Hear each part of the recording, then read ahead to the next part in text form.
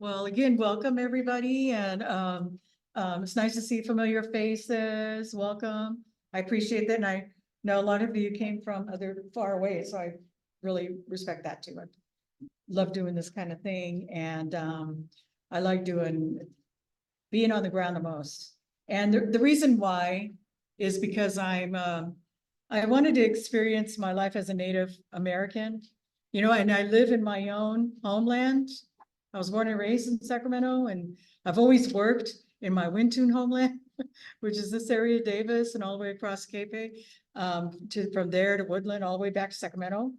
And so I've always been on one side of the river or the other as a Wintun and then a Maidu, back and forth on, because they share the Sacramento line, the coast of the Sacramento line, or the banks of the Sacramento River. So that was always our travels, heading in those directions, up and down, going to the coast, going down south, just as a traveler with my grandma. She loved to do those things, go visit the people in the backwoods, make sure they have what they need. So as a kid, I'm riding along in her Chevy with a hole in the floor so I could see things falling. That was my entertainment. Because looking out the window, seeing everything, the environment going by, and then getting to the locations, because she would start having to climb hills to go visit her friends that lived throughout the Sierra Nevada and Plumas County areas. So that was always really fun. And then she would take me to ceremonies that were all backwoods too, all the roundhouses all throughout Northern California. And so I go to the ceremonies there too with her. Just to be supportive. I didn't realize how much fundamental knowledge and ecological knowledge was a big part of all that, because I was just a kid riding along with my grandma, enjoying, having fun, because she was really more like a comedian. She just said hilarious things. And, she traveled with grandpa. He'd say, "Crack that window for me." And she goes, "Give me a hammer." And then he would get upset at her. But that's kind of like what it was with her all the time. You always expected her for that line, comedic line that she'd drop on anybody. She would do lectures in CSUS. She'd do lectures here in Davis. And as I got older, even in high school, she was doing lectures. I would follow her. And that was pretty amazing too, to see her just get up there with, classes and just speak to them, and big groups, just being there and connecting with people and relating to them. And there were many stories she told, and they were sometimes led by the teacher saying, "Will you talk about this? Will you talk about that?" She never really talked about the destruction of our people or anything like that. And she was always on this nice step forward, she was always being really sweet about everything. And for a while there, when I started learning about that, it started bothering me. I'm like, what happened to you? How come we don't have a big family? Don't you have any brothers and sisters? What happened to them? Because she was pretty much just her and her sister, and her sister Ruth died young. So I go, how did that happen? And and I had all these, I was just so inquisitive. I still am today, basically. And she would end up telling me that, they died young. And more I investigated that, I go, hey, according to statistics, as a Native American, we still die young. We're at an age of 50 at the most. Native people will live about 50, and then they pass away. And it's really, it's true. I mean, I've watched my aunts and uncles pass away, before my eyes. And it's really devastating to be in that situation and to hear it from other people. It gets pretty normal. You realize it's happening, it is going to happen to us, and so I kind of rationalize that out as not getting the proper health and mental care we needed, because a lot of it is trying to hide from that. And so I worried about my grandma. Then I go, "Are you trying to hide from someone?" That's why you never talk about these things. Anything really terrible happened to you that you could tell me? I'll understand. You could tell me. And she goes, I don't talk about that stuff anymore. And the more and more I thought about what she said, and she's on the right track, in order to keep her mental health, and her heart health, she couldn't talk about it. She was just taking care of herself, making sure she would be there for us. And she was, and I'd hear her husband say that to her all the time, like, you got to be strong. You got to take care of these kids when I'm gone. Her kids were having trouble. So, like I said, young death, it happens in our world a lot. And so, I didn't have a mother and father. I lost my mother when I was 4 years old. She was caught just about everything, leukemia, really bad, and had to quit. And we just didn't have the ability to fight off a lot of these things that were coming forward in our world. And, and so my dad lived a little longer, but, I just didn't have any parents by the time I was 29, they were gone. So it was just me and family, sisters, brothers, sisters, and they were gone everywhere, so it was kind of hard, even being a single parent, it made it hard, but, she's doing pretty good. She's sitting right over there.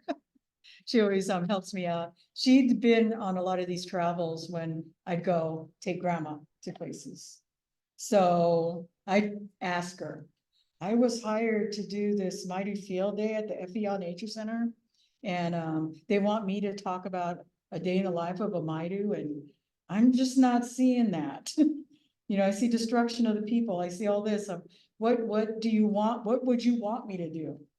And so she's going, oh yeah, we used to do this. We go get that. I go, yeah, okay, that sounds good. That sounds good for you. And that's how she explained it. That would be really good for you to do that. Good mental health. Do that. Be out in the open. You're going to be outside all day? No, yeah. She goes, yeah, that's really good. You're going to be outside. You're going to be gathering. You're going to be gathering? Oh, yeah. She's going, oh my God, that's great. Yeah, you're going to be doing good. And so she stuck by me closer, because she was the one that I didn't know, but she expected that I would ask her and she'd take me out, so she's seen it as this is my experience too. So that's what it became. It was my experience to learn about my culture. And I was a naturalist. I knew a lot about biology. I didn't graduate from the college I was going to because I was kind of like pulled out by state parks going, you don't need to go to college. You can come work with us at the museum, because you work at the museum and you're related to all these people here and you work 4 years at the museum. That's just like equal to 2 years of college, and so, well, yeah, sounds good then. So I did that and I worked in museums. So I got to go to the collections that they had. So I have a really good base, of knowledge. And then when we had to call and do events, then I would call grandma's friends, and let's get you down here. We're going to have an event, and then the big key word is food. We're going to have food. We're going to feed you. And then it started turning into dance groups, oh, there's a dance group. I didn't know that, So I started learning about that too, and the ceremonies. And so I started arranging special events and bringing them. And then it got me involved with everybody. And so one day grandma goes, hey, they're going to dance. I want you to dance. And so I didn't know what that meant. What she was saying is, I want you to dance for me. I can't dance, you're dancing. And so I became a dancer. So I traveled with the group, went with them, and Chrissy got to go too as a young girl when she turned about 3. That was the age they said, yeah, that's a good age to start getting those kids out there.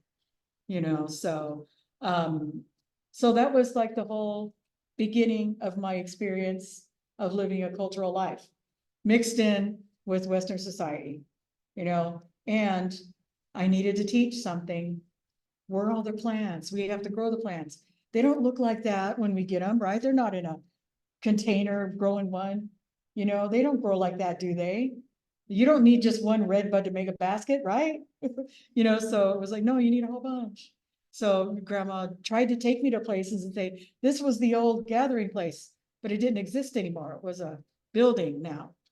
All these places she knew of, to just checking off the list, gone, gone, gone. So I can see her losing energy, you know, like a loss. That was a big loss. That was a big loss. So just kind of living through her and her emotions and feelings and trying to not be too pushy with stuff because I knew it was hard for her. So I asked, is there any plant here that I could use to teach? Because I want to get people to know about ecology. I want them to know we need to take care of plants, stewardship and all this, you know, and so she was saying the only plant that you could probably have access to that still grows and it's easy to grow is Tule. So that's when I started working with Tule. It was, okay, how do I do it? And she explained to me, well, just go get a bundle. You know, she's an easy English, but taking her with me gave me a whole different perspective. You know, it was all about, you know, talking to the plants. And that was one thing that I seen that was really magical is when you're with a native person who knows that plant and uses that plant. And when they start teaching you about it or when they start gathering it, they're like, look at you know, just like if you talk to a pet. You know, that's how they are. Look at it. It's so beautiful. And they start talking to it. And it's just amazing. You know, and I just literally be like dumbfounded, like, wow. And you know, I want to be like that. You know, I want to relate to my world like that. You know, so I got to do that, you know, so I started gathering Tule, easy access, it grows really good. It's really good for you. I didn't know right away everything that you could do with Tule. I was just learning how to gather it, you know, and so this is Tule. I have it behind me, just like, you know, I have a relative or something, because it is like a relative to me. You know, when I see it and when you learn about it, this is what I love to hear. If I teach anybody about Tule, next thing you know, they'll call and say, I just noticed it grew over here by my house and I didn't even know that. You know, and if you wouldn't have taught me about it, I never would have seen it. You know, and they go, it was there all this time and I never even knew. And I'm like, that's because it knows you now. You know, it's relating to you. And so it's pretty amazing to be able to help people understand too about what stewardship is. That's one thing, is noticing it, you know, being out there and wanting to know more. So Tule, I can go out and gather Tule in one day and put it out to dry in the sun. And the next day I could use it. That's how easy this is to work with.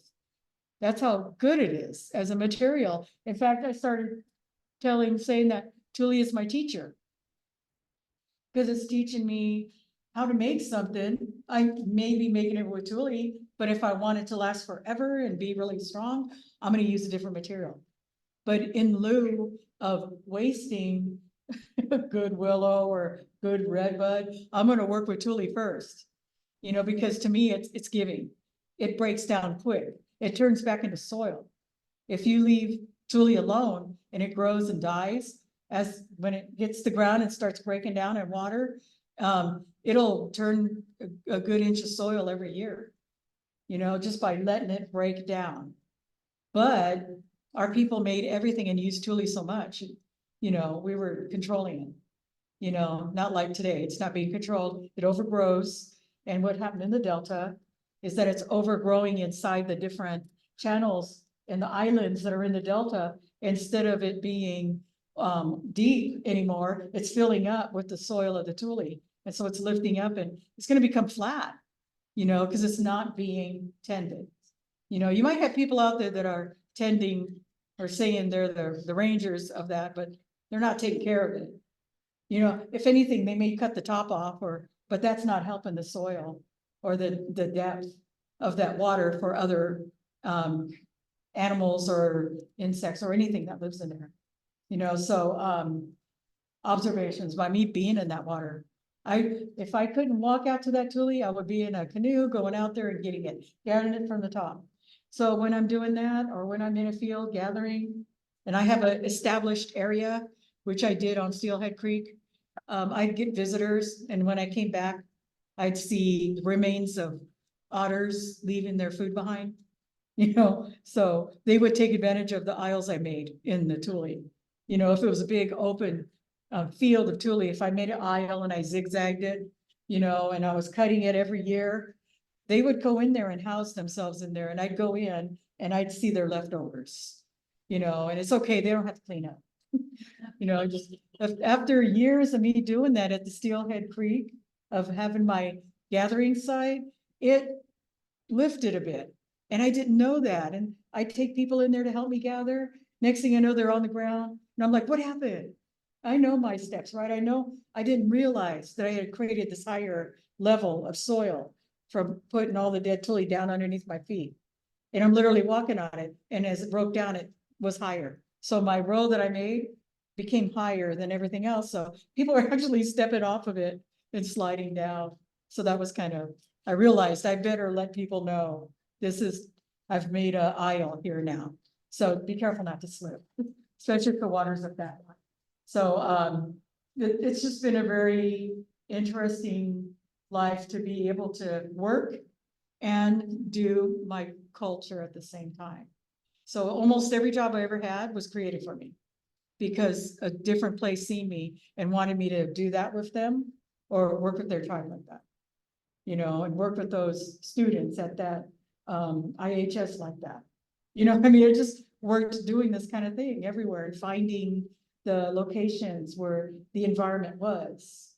And if I couldn't find them, well, let's create them, you know, restoration. So that's where I began going, is the restoration route. I'm working with different peoples, ecologists, everything, just to get my feet on the ground, doing what I do, contacting people, a lot like I'm doing today. So it hasn't changed much, but what I do has changed a lot, you know, because I've been open to many different types of things. So when it comes to Tule, you don't know, I've got to show you all these different things I do with Tule. So we're gonna go on to the next picture. What I have here, oh, what is this? I forgot what I was supposed to press here. I know, is it this one? Yeah, I think it's this one. Let's see. I thought you pressed that. Oh, There we go. really? Was that? I thought I pressed it. Okay. So, Tule, now we got cattail. Cattail's really important because it's the strongest material. It's actually, you can make a rope out of cattail and it's gonna be strong rope. It's gonna be strong rope. You just gotta know how to weave it together good so there's no weakness in the rope. But it's the strongest rope ever. I would trust that. After all, I don't know if you know, but even in the Plumas County, between the ridges, our people used to make bridges going from one ridge to the other, walking bridges. And my grandma told me about that too. They used to be able to cross the ridges just to get from Plumas to Auburn really easy, because they just walked on those. There was one that was still there for a while, but it finally broke. It's not there anymore. But I don't know. I thought about it. I got to make a bridge. That's down the way. Taylor, are you interested? So anyway, this would be the strong material to use.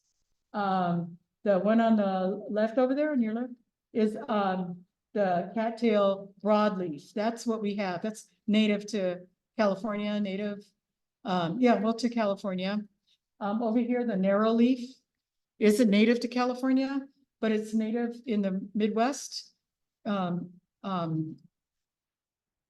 not really, I seen mixed things on it, whether it was native to New York or not, I'm not sure. But it does grow in Europe too. So I think I just have to double check that, and anybody here, look it up, but I've seen it saying it's native there and then it's an invasive species. So I get kind of mixed up on what you're reading. I have to look for the closest date and see which one has it down correctly, but there's both the two that we have in the world, and I think they're both good to use. I mean, I'm going to use narrow leaf if I get it too. If I see it, I'll use it. I won't be worried about that because it's good stuff. That's really good stuff. When Tule and cattail are underwater, they grow a biofilm, and that is a really important food for bacteria, and it has bacteria on it. You know, that's good. and it cleans the water. And the other thing that it does when it cleans water is by being a filter. It catches everything, and people are familiar with the Delta, you'd know that when the water all gathers up in California, it's all high and it all goes to the same place to the Delta and goes out to the ocean. And so while it's traveling, going to the water, all the fresh water that's rained down goes down to the Delta waters. It's going through Tule and Cattail in a bigger way a long time ago when our people controlled it.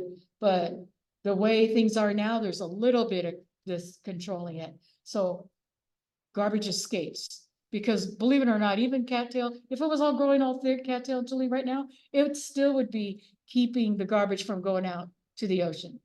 Even plastic cans, it would keep that stuff from going out to the ocean. Because the beautiful thing about it is if it's a biodegradable thing, cardboard, whatever, we throw away that we don't watch. If it goes out and gets washed away in the Tule, as the rains come and there's dead Tule and it falls down over it and then the rain pelts it, then the sun hits it. When it dries, it's breaking it down. And when that breaks down, it turns to soil. So whatever garbage is going out into the marsh, it's going to get covered up with soil. Because that Tule will flop over it because it grows in fresh every year.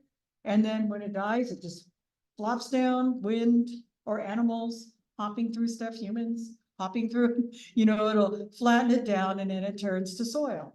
You see? So that's how it builds up. So any kind of garbage that goes out, anything that it keeps from going out to the ocean is going to get covered, in that soil. So it's really amazing that it's able to do these kind of things. I'm sure East Coast was covered with Tule. Midwest, Gulf of Mexico, the Gulf all around was all covered with Tule, but it was all, they didn't like Tule. Westerners didn't like Tule. Always got rid of it. They thought it slowed down the water, but slows down the water coming in too, not just going out. And that's the most important part, is when the water's going out, filters it. When the water's coming in, well, it still keeps it contained, but it creates that bank that you need. So you just gotta look at things deeper and visualize these things that happen. So there's your cattail, and this is the main reason why I got us all here, is because my idea is to make mats, Tule mats, weave them together, and then what I do is weave cattail root in the Tule mats, and then I have a big rope. We're gonna make a big rope, like maybe a 20-foot rope, and then weave the mats onto the rope. Make it that way, and then float this whole ring of mats. And at the Tending and Gathering Garden, we have a lake out there that they made it this way. It has little islands on it. And then we put these rings over those islands so that they stay still. And then the cattail will grow. Because I want to create cattail islands. Tule will always grow, but I want to focus on the cattail for the land to create the cattail islands so that it'll make a good home for the tri-winged blackbird all the way to the left and the red-winged blackbird. Their numbers have gone down significantly. Huge amounts they've gone down. When I first worked at the Tending and Gathering Garden, like 20 years ago, it had a lot of blackbirds, these kind there. And there, every once in a while, I would see a tricolor. He flew with them. He'd be in there with them. And then to this day, when I finally retired and I went back to the Tending and Gathering Garden to see what it was doing, where is it at now? And when I went back to the Tending and Gathering Garden, there's no more blackbirds there. But right now it's starting to come back. We're starting to get a little bit, some groups, but I want it bigger. I want it like it was, where you have all of them there. So anyway, that's what the focus is these blackbirds. They need a home and they need a healthy home. They deserve that. I think all of us need, all the animals, even the bugs. We all deserve a healthy world to live in. Because if they have a healthy world, they have healthy body. When it comes to the cycle of life, the coyotes or the bobcats that are there are going to get healthy food. you know, and then it just goes around from there. It just brings health back into the equation. I think about Blackfish. You never see that movie about the not the movie, I mean, but it's about the dolphins and the killer whales that they keep in parks for us to go look at. They're living in chlorinated water. You know, how is that nice? That is not nice.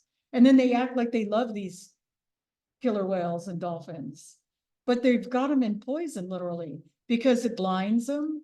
They could go blind. Like a killer whale can live about 100 years, but not in one of those places. Yeah, they'll only live up to 30 if they're lucky. They die young sometimes too. So I think I don't go to those places anymore. You know, when I was younger, I was old. I wanted to go watch them, you know, and everybody when I was young wanted to be a marine biologist. And it's not like that no more. You know, it seems like today they just want to go be internet, be on the internet and make games, and that's what they want to do now. But no, we still got a diverse group of people that want to do different things, which fits in better. But I can't forget the marsh wren. You know, those guys are so cute. I mean, when I'm out gathering, I get talked and screamed at more by them than anything. And it's like they're telling me I'm here, you know, I have a nest over here, don't bug me. You know, and they'll come in and just, you'll be out there gathering and they'll just come in and look at you and then you look at them and they take off. You know, and they'll like cuss at you in bird language, I guess. But they're really cute. And so whenever I gather Tule, the first thing I do is look for their nests, you know, and then I'm going to gather where there's no nests, you know, because they deserve a healthy place too. And by me cutting it, it's making it healthy as well, because I'm getting rid of a big amount of that Tule that's growing there and giving it more water. Too much Tule is going to make more soil. It's not going to give them much water. It's just going to make the water raise. I'm thinking of climate change too. Healthy water, you know, making sure we use that Tule, keep space for water. That's an important part too. It's not just water's being released. Okay, we know water's being released. We know icebergs are breaking now and falling into the ocean, and we could do something about it. You know, we could do more natural way to live, which is making sure we have healthy water, you know, making sure we have healthy soil for the animals, for all these things. And when we do that, the product of us doing that is creating more water. It creates more water space and creates clean water. And you'll understand that more as I go along on these slides here, because there's so much. There's a nest for the wren. I wanted you to see that. You know, I'm talking about the wren and they don't all look the same. They don't look the same. They look different at times. And I think there he is right here. And I think there's another one up here. So they blend in really good to the environment, you know, and it's really cute, really cute. See how he's hanging on. He kind of always sticks by the cattail because the fiber in the cattail is good padding for the nest. A lot of animals like that. A lot of animals go to cattail for that padding. And as humans, we went to cattail as padding, you know, especially if you have babies. I heard about babies. That's our diapers, you know.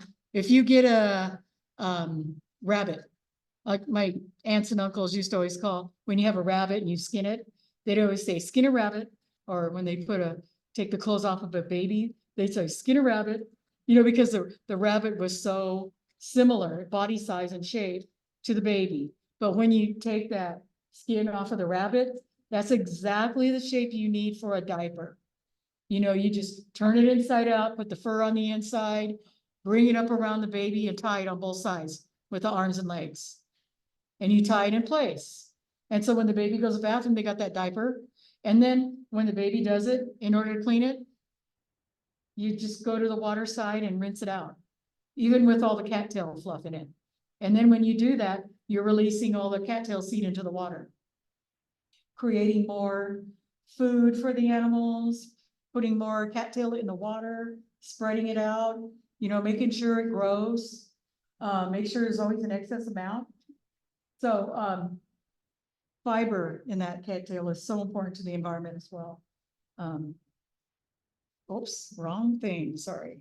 So now we're going to the villages because I wanted to kind of show you what we use Tule for. And the huts are Tule in here. Looks like a hut that's being made.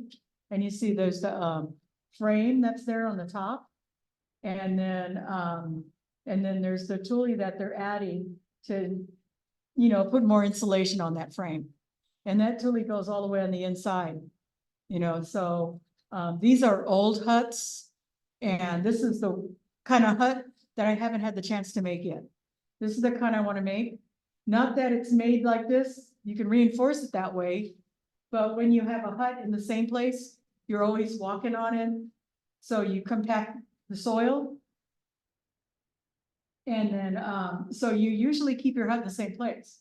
But I kind of know by making a hut and trying to exist in it. There's a lot of bugs in there. So I got to know bugs pretty good. That's why we're friends, because I'm always seeing those bugs, and I'm not so scared of some bugs, you know, but I'm more scared of others, like earwigs. They get in there. And then I'm pretty happy when I see black widows because they eat them. But at the same time, I don't see many people that are happy about black widows. But they'll get into the dry part, you know, in here, in the in-between areas. And so I asked that to Grandma. I go, Grandma, how did we deal with that? You know, how do you keep the population of the bugs down when it comes to the huts and stuff? She goes, oh, I forgot to tell you. Yeah, you burn them down every year. Every year you burn them down. You clean it all out. You know, and then when there's stories. There was a story at the creation of in our people when, you know, the turtle was bored and he called upon the force of life that, you know, I'm bored. I need something. I can't even, I hear people over there, I hear things over there, but I can't go there, you know, because I'm slow and nobody knows I'm here. I exist, but they don't know it. So the turtle was pretty depressed over this and shouted out, made a call, I need help, you know, and so the answer was sent, you know, through an earthworm that said, you know, me too. You know, I'm just in the soil all the time. Nobody sees me. What's your problem? You can be friends with me. I guess the turtle wasn't too happy about that. He wanted more friends, but he loaded the larvae up on his back and then took them to this place that he said he's seen lit, and it was a roundhouse. And at the time, the roundhouse was closed, you know, and so he went inside. He wanted to get inside so we can ask anybody that would be in there about what he needs to do or introduce himself to these people. He just wants to do something different, you know. And so I don't see a roundhouse here. This is just a big village, but the roundhouse would have that same kind of shape, like a dome. See how they look like hills? They don't look like huts, right? Isn't that pretty cool? Because Native people would pull the grass up over, leave the grass to grow over the hut. And it would insulate you even better. So that was the landscape. It was all these little hills that were not hills at all. Those were huts that people lived in. The bigger one was probably a roundhouse. And that was like our ceremonial area. It was like our church, our community center. It was everything. And so they would go, the turtle somehow knew that, went to that roundhouse, and he crawled in, he snuck in by digging the holes, because you know turtles are good at that. And he gets inside, and so nobody's there. It's not ceremony yet. So they just kind of waited, and so they ended up contacting the two spirits that were in there, you know, but the two spirits were scared of them because they're not used to anything like them being in there. And it happened to be not just the roundhouse for people, but it was the roundhouse for the sun and the moon. That was their first home before they went up into the sky, you know? And so they were like, we need something to happen, and your guys just sitting in here, you know, and you're the moon and the sun, and you have power, and you're just sitting in here. Don't you think if you went out there, something cool would happen? And they weren't too happy about that. They're happy doing what they're doing. And so the turtle, he knew, because he picked up the mole along the way, and the mole goes, I know what to do. And he opened up his pouch and it was fleas. So when he opened up the pouch, he aimed it at them. And so these fleas were bouncing and got to the sun and moon, the brother and sister, and start biting them. So when they started biting them, they couldn't handle it anymore. And we need to get out of here because now this place is infested, And so when they ran out the doors to get away, it lit the earth up, First it was the moon that went out, and then it had a little light because the sun was more scared, like, oh no. But actually, when it realized that its brother had turned into this object and put light on the earth, then it felt a little better. So I guess I could go do that. So it went out, became the sun, and then everything was lit up. So now everybody could see the turtle. The turtle was happy. So he went out. So again, in our cultural stories, we're learning about insects. Everything, it's not that they just seen this thing and didn't know what it was. They knew all these animals. They knew what all these insects did. They knew the relationship and their symbiotic relationships. They knew that. They were biologists. They were environmentalists. They were all that. And so I felt good with the direction of where to go next. This is meet my great grandpa. This right here is George IX. And that's my grandma's dad. And if it wasn't for him and his group, our culture and the dads probably wouldn't have survived. Because they still did it. And there was only one brown house that survived this destruction of our people. Because in 1850, the first governor of California sent out that note to get rid of all the native people. You could even get a bounty by killing native people. So you could kill a family of 4 and make about $100 or make $25. That's like a whole cow. You could feed your whole family with that. So a lot of people knew that's what they could do. And our people's numbers disappeared. So great grandpa made it through. He survived along with the other people here. There's Dewey and I forget the other guy's name here, but Hubert Young. So anyway, these guys that he danced with, they lived up in the hill, so they were fine. These two lived up in the hill. They knew how to hide well. Great grandpa was Nisenan, so we're gold country. We're the ones that are getting attacked first. So he had this nice German man who decided to tell everybody that that was his son and he's half German. Leave him alone. You can kill Indians, right? That's illegal. It's legal to kill Indians. You can't kill Germans. So he held that name, George IX, as a protection. And everybody knew it. You can't touch him. Or you're going to have Michael Nye on you. So unfortunately, I never got to meet that side of the family. I think they all ended up going back to Germany. They made their money here. They ended up going back to Germany. So grandma knew him though.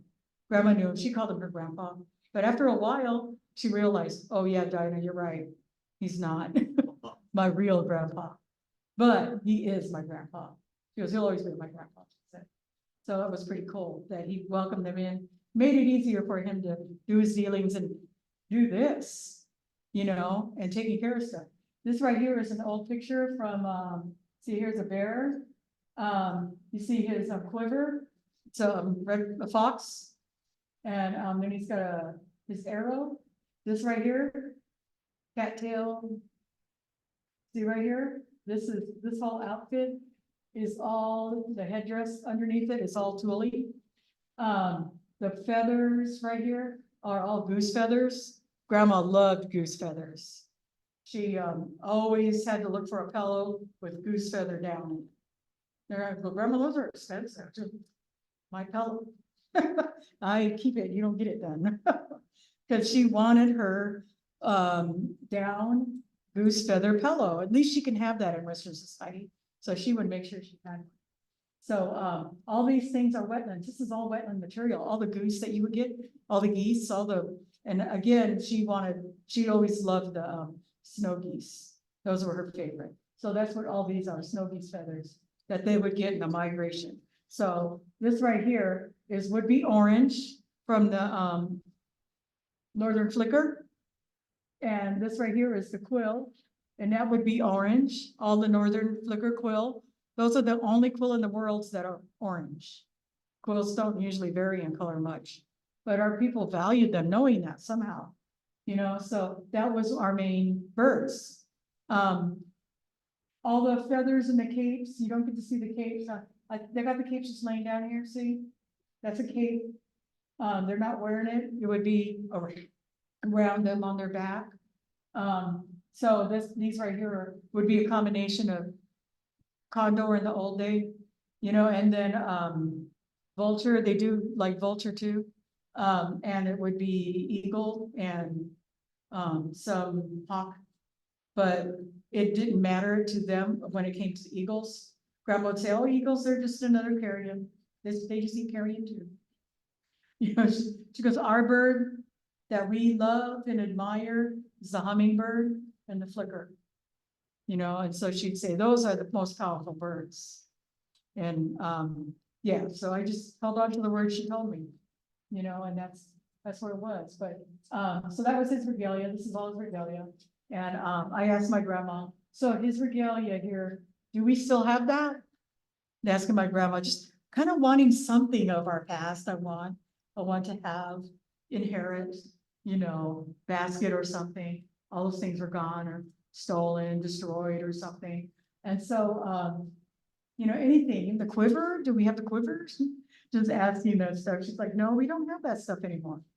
And I'm going, oh, really? Did somebody take it? It is in a museum anywhere? So I'm thinking, oh, maybe I can figure it from there. And she's like, no, we don't have it. And I'm going, okay, so is it buried with him? She's going, oh, he told us to never visit his grave. She goes, I know he's buried in a graveyard, but never visit him because he's not there. And I go, well, was the regalia be there? I was just trying to figure this all out. You know, she's going, okay, darling, no, you're not going to find the regalia. And I go, really? She goes, yeah, because our people have a belief, and you need to understand this too, is that when you die or when something dies and you want it to stay in the world, then you put it in the water. She goes, and I believe that with my whole heart. So, you know, all his regalia has been put in the water, and it's been oh, what did she say? Just weighted down. You put it down with weights and just let it go to, so that way when this water evaporates and goes up to the heavens, then the creator can see what we want. That's like the list, it's like a manifest. You know, that's what we want, so he'll return it back to the earth. Unfortunately, what do we do as Westerners do? All our garbage goes in the water. So grandma worried about that. I seen that look of pain in her when she had told me that. You know, as they're putting everything in the water. What do you think? What do they think, Diana? You know, she'd say that to me. She goes, these are the things that make me mad. And no one's listening to me. You know, and she'd get really upset and then walk away. She goes, I'm not supposed to talk about that no more. I'm not supposed to think about that. That's kind of like what she'd mumble. But she had a hard time, you know, at times. But I needed to stay away sometimes. But that's an important time to talk about this, you know, because that's what I would do. Like, I want that. I want that. I want to have something to hold that they had. If anything, could I have the headdress? No, it's going to be returned. Don't worry, she'd say. This is my grandpa in regular westernized clothes. Great grandpa, I mean. And Dewey Conway and all those people up there, these are their kids that he would hang out with up in Greenville. And then this person right here, look familiar? That's my mom. Yeah, so that's really neat. And this is my aunt, Sis Kate, you know, and that's kind of neat. The reason why I love this so much is because he has them standing there like they're posing to dance. You know, it's a dance pose. And look at them now, especially him, look at this. He looks like he would probably became a dancer. You know, I'm pretty sure he did. I'm not sure what Conway that is, or this one. But anyway, this was what he would do, go up to the Greenville. That barn used to be there. It finally burned down in the burn that took over on Greenville, that barn's gone. But that was my grandpa's land up there in Greenville, was on this piece here. And he planted about 3 different cedars, one for each of his daughters there, that were full size when I seen it. And, but those burned down too. So, that was really cleaning up that whole village. They're working on it right now, you know, getting it situated now. This is my grandma. You finally get to meet my grandma. It's Bertha Nye Norton. She always said the Nye, Bertha Nye Norton. And she's got this basket hat on. I don't know if you've ever seen this picture. It's a pretty popular picture. They show it a lot and everywhere. It's actually a hoopah hat. So, you know, I would think to myself, oh, maybe I'll get that hat. But I'd ask her questions about it, you know, like, so what's the deal with the hat, you know? Because she talked about her death. In this picture, she's 100 years old. And her great grandson here, Jason, was a year old. You know, so there's like, well, I mean, 101, I'm sorry, 101, he was one. So there was a whole 100 years between the two right here. Yeah, and so he's full grown now, of course, and he's in the army. So I've seen him in his outfits, he wears his regalia, army regalia. So in here, this right here was a hoopah hat. So I'd asked her, I go, I like to honor my grandpa too, because she married a hoopah man. Hoopah Yurok man. And so I'm going, so I'd like to honor him too. So should I get me a hoopah basket hat? And she's like, no, you don't have to do that. We didn't wear basket hats. She goes, but the reason why I wear this isn't because of your grandpa. I'm not wearing this for him. And I go, really? I didn't know that. I thought you did. You wanted to honor him by wearing it. She goes, no. Well, I'm just better fill in that he died, so he wasn't around, you know, then. So that's why I thought she was wearing it. And they go, no. She goes, I'm wearing it because I want you guys to not forget your hoopah and your rock. Just don't forget that, okay? Because I always teach mighty Wintun, so just want you to know. I don't want you to just ignore the hoopah on your rock. So I go, okay. So anyway, that was what I learned from that. But just to let you know, when grandma passed, you know, a lot of my family did think to inherit that. That would have been a big fight among everybody. But I'm like, you know how it is if you're Native. What I did is I thought, okay, grandma wore that hat to the day she died. So I think it needs to go with her. I told them. So we need to let it go with her. You know, let's cut it and put it in the back to release the life in it so that the spirit of the hat can go with her too. So let's cut it in the back and adjust it around her head so we can, you know, put it on her for the wake. And so that's what we did. And so it got burned with her to go into the other world.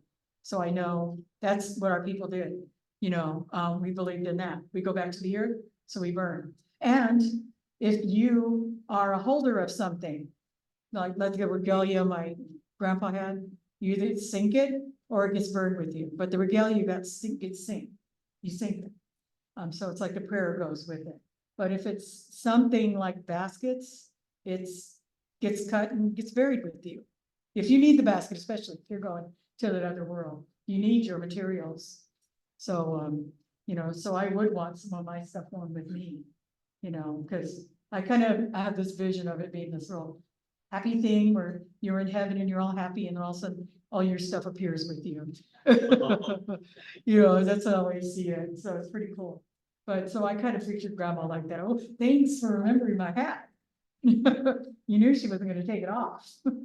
So anyway, so the hat went with her. Really nice to see that. So that's my grandma.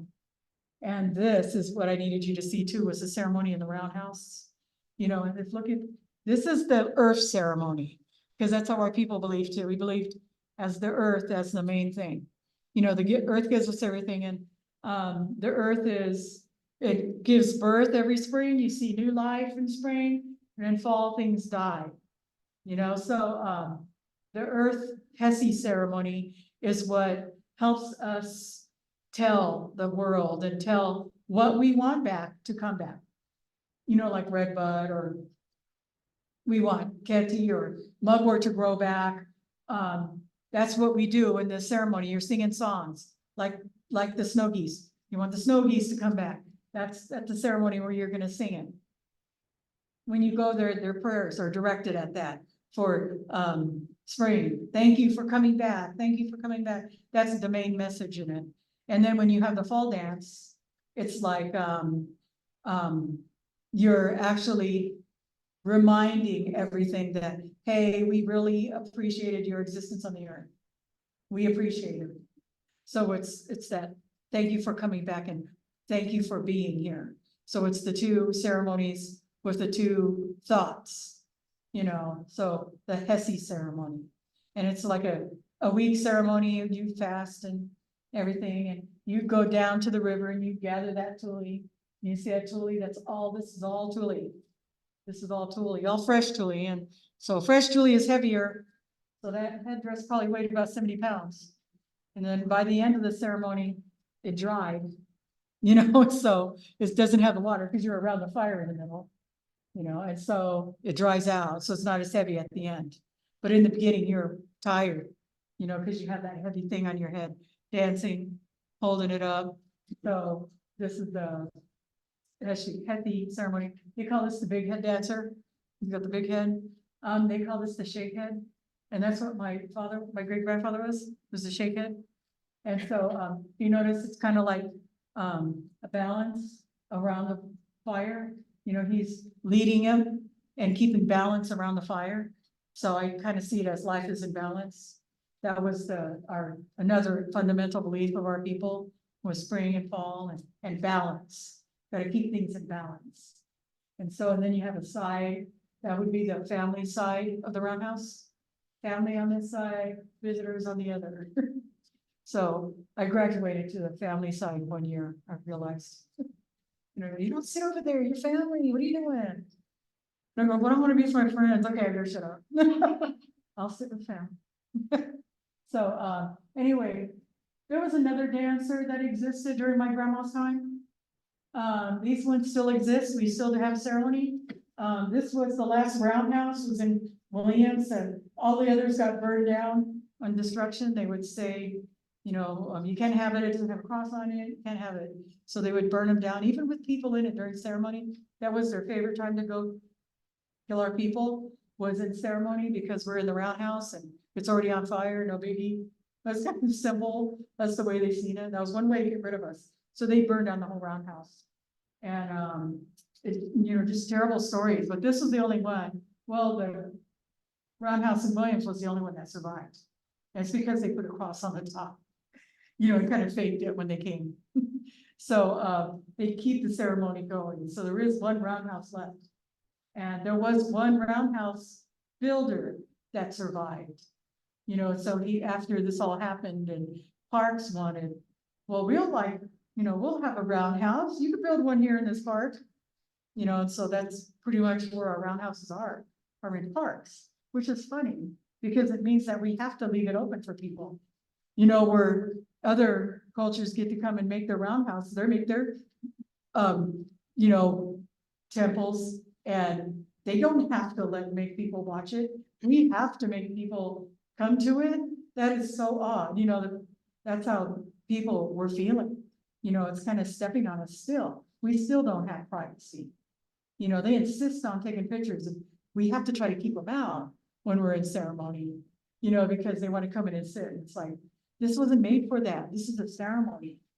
You know, I've been there when visitors came to ceremonies at a park, and I'm in my native dress, and they come up to me, and I'm an interpreter. Maybe they recognize I was an interpreter. So they come over and try to talk to me. Is this a dance? And I'm like in my regalia, I can't talk. And I'm like, I'm trying not to talk, I'm looking away, keeping my head down, you know, because I'm not supposed to talk. I'm not me, literally. I'm in my regalia. I am not me. I am supposed to be offering me for the spirits to dance. You know, it's not me. So in order for me to be like that, I have to not be here. You know, and so they're talking to me and I'm like, trying to make them go away. How do you stop them? We need to have somebody go. Tell them not to talk to us because we're waiting, you know, on the outside before we go in with our dancer. So that's just a little bit about being in ceremony and doing these things. Tule is used for many things. So this is a type of basket I made for a while.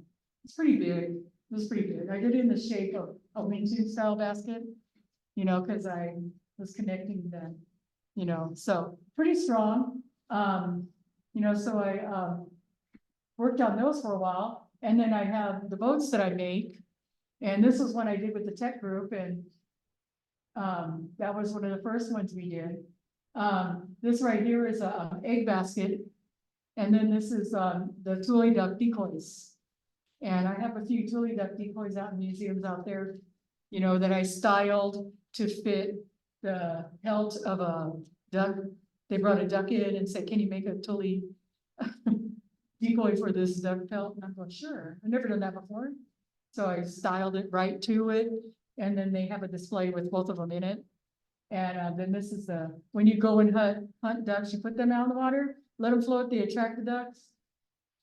Then you go out and collect, or you go out, set nets, and then you catch them all with nets. But while you're out doing that, you can take some eggs out of the nests, you know, because you wouldn't take all of them, you take like 2, you know, and then you put them in your egg basket. That egg basket is attached to your ground here, and it's floating in the water, so it keeps your eggs cool when you get back, by the time you get back to the village, to do whatever you're gonna make out of it. So, the egg basket, there's also a berry gathering basket. And then there's, just a little bit of all the things I do.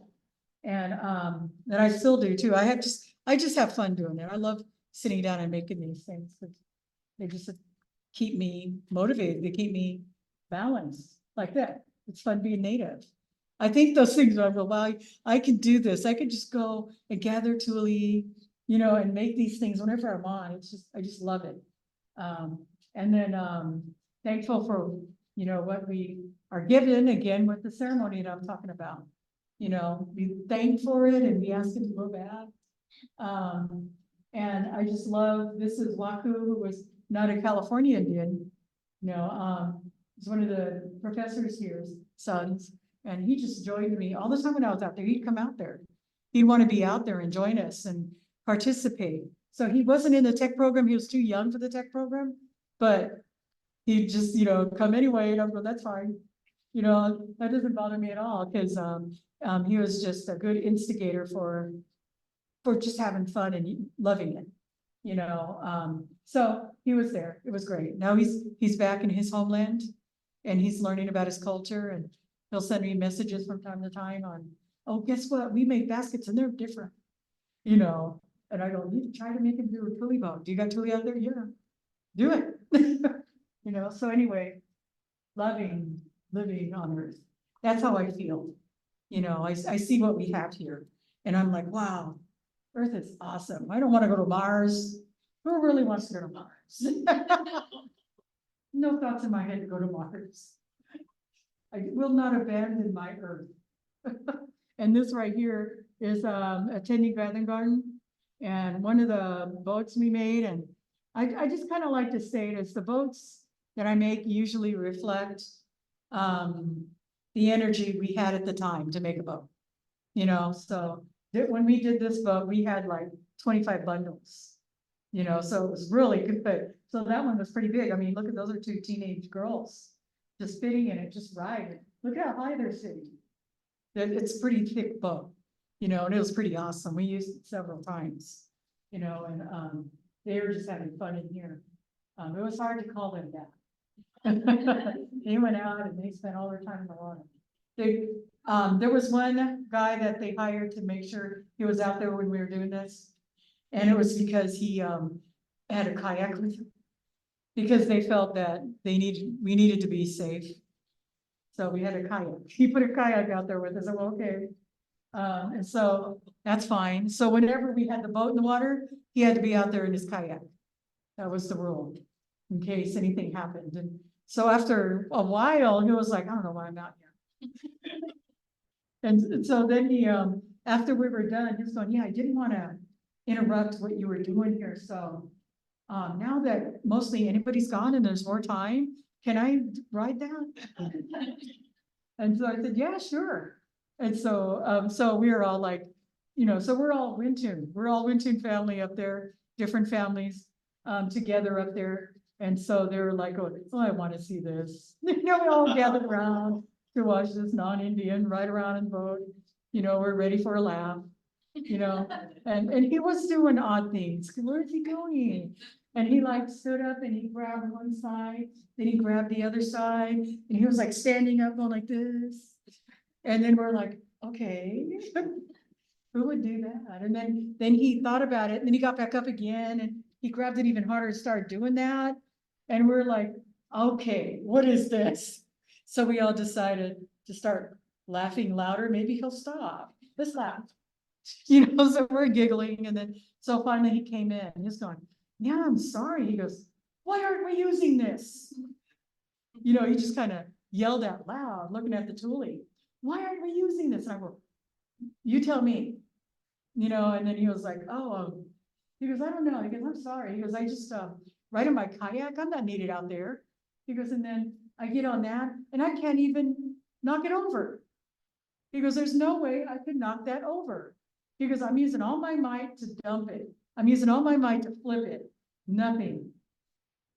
And I'm going, oh, that's what he was doing. So we're all laughing about that, He goes, the only thing I would probably do is have my hands on it on one side so tight and my hand on the other side so tight that I would just fall in because it broke.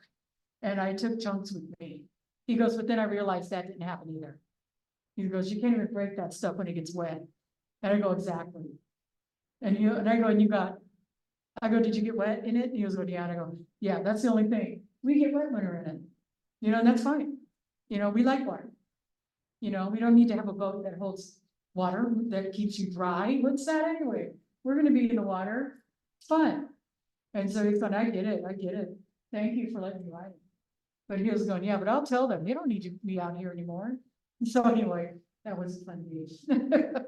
So it's all fun. This is the tending and gathering garden. So the lake is to the right, probably about 30 yards to the right, and poppies, everything. And I look at this picture and I remember my grandma always asking me, she goes, you know what, Diana, I need some poppy. If you can go give me some leaves, I'd appreciate it. And so, whenever I see this, I always think about that. I mean, not just this picture, but when I'm out there at the tending garden and the poppy starts growing in. If only my grandma was around then. To gather all this to take it to her. But that's she goes, it's good for bursitis, it's good for my arthritis. She goes, I love it. So I'm going, okay. So I would bring it to her whenever I had the chance. And I think the first time I went to the tending garden, they had some by the building, because this really wasn't created. And there was a good patch of it. And I go, do you mind if I take all this? And they go ahead. So I was happy about that. So I was able to take her a big batch, so anyway, she got some of it. But that's the main reason for the tending and gathering garden, because Bertha Mitchell, the one that really instigated all of this, and I have her name here. By her coming out to the garden with my cousin Pam, they got to know everybody, and she was able to tell them her intentions of life in the world. Her first language was Wintun. She learned English. She spoke her native language. So this was probably on the top of her mind, wanting to come there and gather stuff. So this area that was created was for important basketry plants for her, or medicines. And so that's what was originally planted there. So the list kind of gets bigger, a little bigger and bigger, not too much. We want it all to be indigenous homeland plants. We don't mix it up with any other plants. It has to be from that area. So that was the same thing I went by when I worked at FEA. It's all native plants to Maidu area. So it's not different, not much different to me. Yeah, I could show this picture again, just because, it is a part of, we're not trying to make a village, but also if we did, we need lots of tooling. Because that boat that I told you took about 25 bundles. you know, that hut, those things, they take about 40, whoops, went back. They take about 40 bundles to make. More at times, because look how big they are. Look how big this one is over here. You know, that's a person, those are people sitting on it. You know, they're just relaxing. That's how you know, like you hang out on your porch or in your front yard. That's how our people did it. They hung out on the tops of the huts. You know, and that's good light, good air, you know. So they're very strong, and the Tule broke down into soil. And they wanted grass growing up on it. So that grass is growing into it. And the root of all these plants are growing into this whole hut. That was a hut. It's now a earthen hut.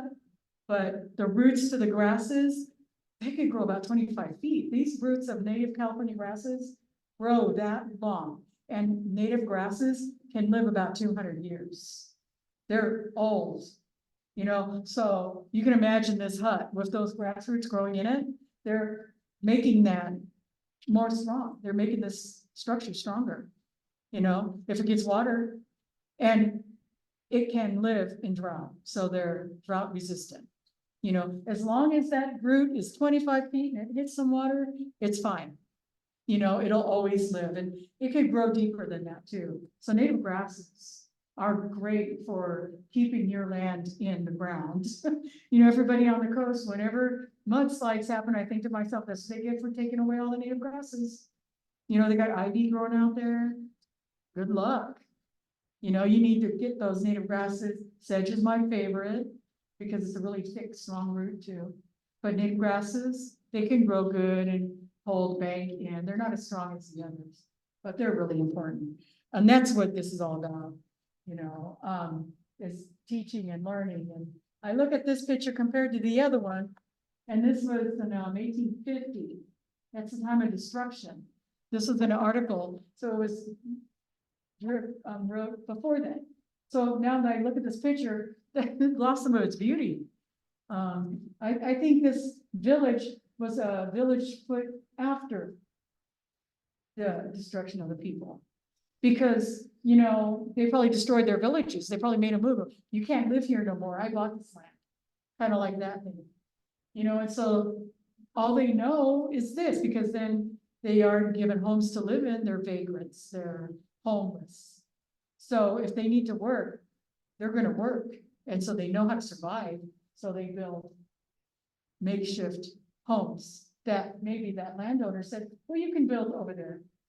You know, so those are the kind of things. This is by you to see this one right here. Just a impromptu one that came up, and I look around it. Yeah, this is in University East of the Buttes, Onole or Hitsamyani, the name in the native language. So it does look like some burned down sites out there. Looks kind of bad, especially here. So it's hard for me to look at those sometimes. I like the older pictures drawn that are like this. You know, because I like how you cleaned it up too, Jeffrey, for me for this, because I wanted you to know, you know, about that 40 bundles underneath this, repeated every year. You know, this right here is a granary, and you need full-size mats to put around your granary, you know, to wrap it nice and tight. Maybe it's wrapped two times. I don't know. It could be, you know, that way it keeps everything out. It keeps the acorns dry. And I want to also let you know that granaries didn't just hold acorns. They held rice seed, they held jerky, they held everything the native people needed dried. That was the storage container. And this right here was leather that would protect it from the environment. You know, and I'm sure it had more than just one leather piece on top of that. And then I would stare at this a lot, because I love these drawings. I look at them, then I get them real close and my, telescope. No telescope. But you know what I mean? I make it really big so I can look at detail. And it was nice when I worked at Yosha and helped them out a bit, that they had that system in there where you could really get detailed in old pictures, you know? And so I was like really happy about it. And so I'm looking at these and what is this? And I remember the person that wrote about it said, he goes, I don't know what that is on the granary. It looks like some kind of bird, but I think it's for like how we use owls to scare off mice or anything. And I'm thinking, no, we wouldn't do that. We'd eat the mice. We had traps set around the village. Traps were always around the village. You know, deadfalls, rodent traps, all around the village. And maybe one chore of a teenager or something to do would be to go empty all the traps and reset them. And then you have breakfast. You know, just gather all these things up and you eat everything. And so anyway, when you bring them in, then you have some snacks for the day. But our people, again, weren't people who ate big meals, 3 meals a day. We browsed, you know, we foraged. That's what we did. And then when you hunted and got a lot of food, then you have a celebration. You know, we got a lot of antelope. Let's celebrate, invite everybody. You know, everybody up the river, you know, and that's kind of like how things went. Or then you jerk it out, and then these things would become filled with jerky, and then that's your trade item. You know, and then you go visit people and you take the jerky with you. You know, so that's part of the way the economy works of the native people. So these are the granaries, and you need that Tule. It's going to take, if this was wrapped twice, you probably have about 6 bundles of Tule invested in that, and just one mat to wrap it. So it's really interesting. I made one of those one time. I made them more than once, but I made one to the T, right? Perfect. And I lined it with mugwort to keep all the insects out, real thick layer of mugwort. And then I went and got a bunch of acorns from a golf course, you know, because I wanted to see how well it would hold up and then check to see if they're okay. Kind of worried about what they might have sprayed on it, but they gave me big bags of acorns and I filled it up. And it stayed pretty well. I didn't have the mats around it. I just had an open air one, and I felt it needed to have open air, maybe for the wind to go through it and help dry the acorns. But so I just didn't do this part. So I learned.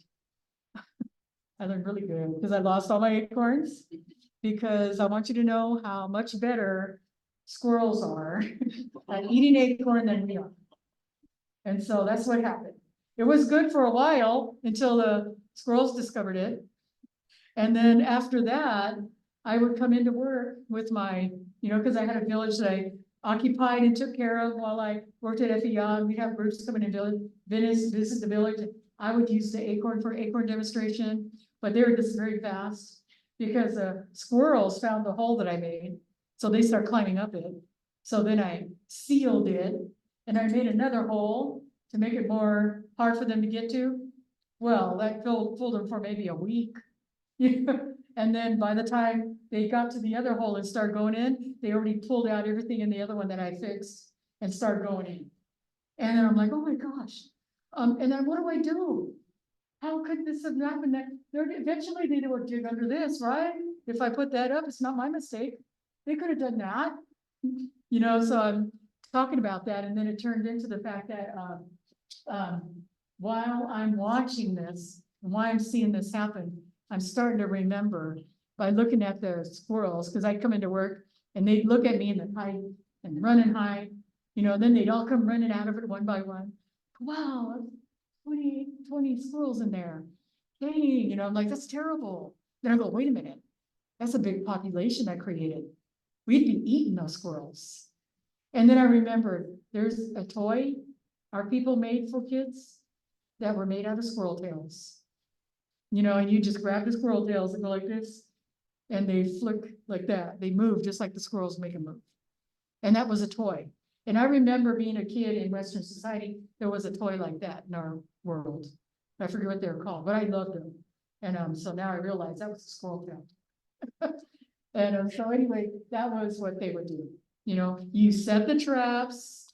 This is almost bait in a way now, you know, and so it attracts the squirrels. So you get a lot of squirrels coming into your village, and they multiply pretty good. So I'll never do that again. If I do it, it's going to be filled, not with acorns, because they'll get it, but I've got to have several mats surrounding it. I'll try it sometime.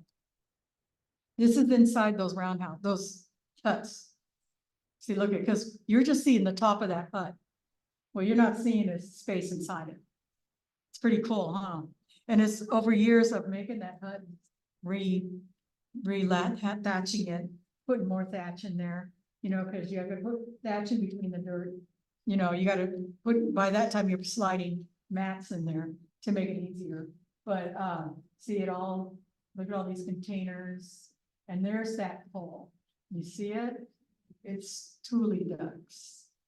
So the pole that was on that, the greenery, we go back one, that, see? That's that pole, but it's hard to tell that it's Tule ducks right there. The person that drew it probably didn't know what they were, you know, and Charlie probably drew it from a distance. So, this is it, and there it is. So I matched things up. There's that pole that they put on it's the Tule ducks that they need to dry. You put it out there on that, granary and it's gonna dry. So that way you can use the ducks again. So that's what I figured, you know, so pretty cool. You know, things come together, you know, the puzzle by me doing this and living it and being a part of it and creating these things. I'm finding answers for things because I'm got it right here and the answers just make sense. And I'm also finding answers in language because the language itself is like a dictionary. And that I'm saying that about Wintun, but I'm sure if you look at your language, no matter where you come from around the world, if you look closer at your language and forget about the English that's put in there, because English usually represents the new things, new, like table, like, you know, like chair like that. It represents new things, a car. There's no word for it. There's no need for a word for car in Wintun language, just like in all your old languages. You only have words that you need, you know, so, I don't like to make up words for what exists like a car. I won't ever try to put a native word on a car because it's not necessary. I speak English and will communicate using English, that's fine. But when I want to speak and talk about nature, I'm gonna use native language. And then you would learn other people's. You learn other people's languages too, because they compare, you see? And so it almost looks like there's pennies there, he's picking them up. I don't know. It's almost like they're playing games or something like that, something thrown against that pole. You know, so I'm always looking for things and then they make sense to me. Or like he's almost got the walnut dice out there playing again. So, and then there, that's cool too. Makes me want to make those, you know, I want to make one of those now. And I'm sure that's made out of hemp. So that'll be harder. That's probably made out of dog mated milkweed or something, a mix. Even of some Douglas Iris. Because that Douglas Iris is a really good strain. Only there's only one within each group. That's very, you have to control it, but it's very strong. Those are the kind of nets they made out of Douglas Iris string, you know, by mixing it in, that could hold the strength of an antelope hitting that net. That's how strong it is. Because we had antelope, and antelope are the fastest running animals in America. You know, they had to run away from the ancient cheetah that was here, but the antelope in California was still related to that old animal. So, go on to here. This is what we're here for, mats.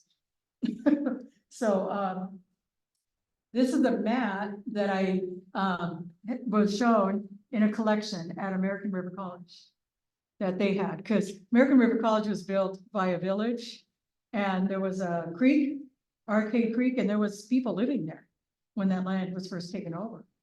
And so these were their leftovers, some of them.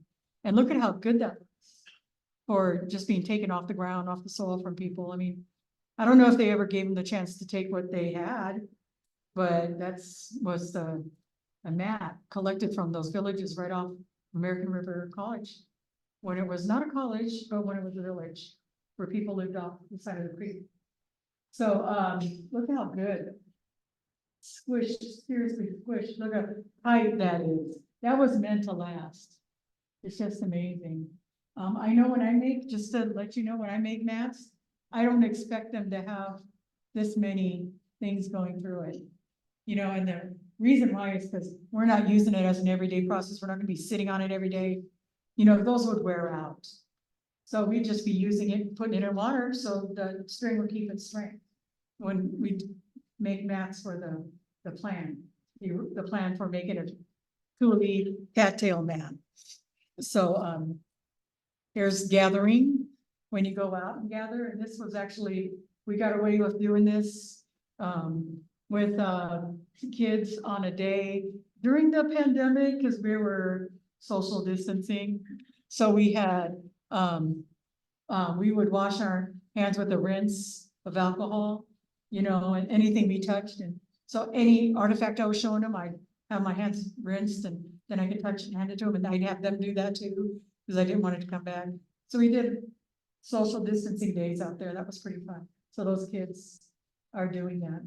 You know, they got their hands rinsed, came from the water, spreading it, and we had a nice little stack from them. And so, it was a fun thing to do, to get out and get some air. That's what we needed. You know, and then when you think about it, kids were being taught in school outside in the very beginning, not inside, you know, just things to rediscover. And this is we did Native American Day, the Capitol. So they wanted us to make a boat. So I'm going, well, I need some help. So the water resources people came out and joined us. And so they gathered Tule with us. So I'm going, this is really good for you to know too, anyway, because you're controlling the water. You know, we need this YOLO basin, you know, so they definitely agreed, and they've been good about it since, and they still do the same things. So, this is all a collection right here of dried Tule that we had to pull out because, you know, we haven't gathered there a long time. Now, whenever I go to the Yellow Basin, I go to the same place to gather, so I don't have to constantly throw out all of that, you know, because it grows in fresh. So those are gathering sites, and I would consider that my gathering site. And if somebody asked me, can I gather there? I would say, yeah, but you have to start your own site.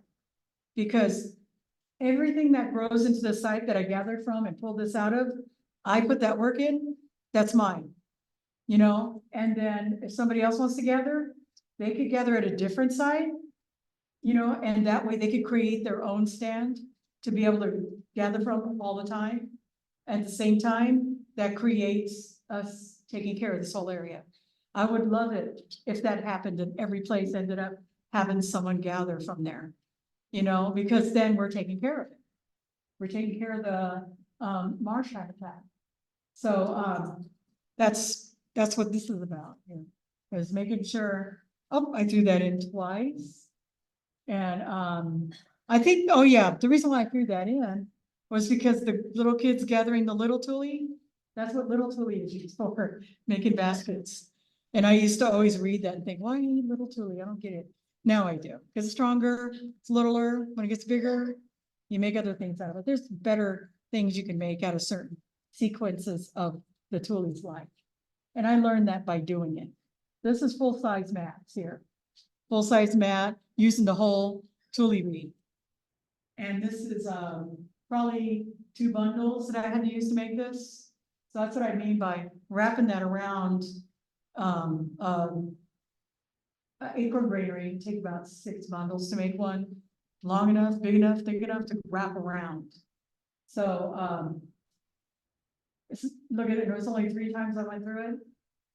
You know, but you know, I did kind of notice on the granary, they didn't put many going through, not a lot going through, probably about 6 at the most. So, so I worked with this group, you know, that was really fun working with them. We had a Water is Life program. So I did this all the time, working with Tule, teaching about Tule and making boats. Water is life, you know, and then that's when I started picking up about how Tule grows and creates the biofilm is good. And they would talk about it being good. And so I didn't know a lot about it until I started at that point. I just knew it was safe because we would, whenever I did any kind of Tule event, I would have this out and the water, I'd have a bucket of water, big bucket, and then the Tule would be in it, and then the water would be in it. And the Tule was clean, by me already using it before. And, I just be looking at that water and I think, I wonder how that tastes.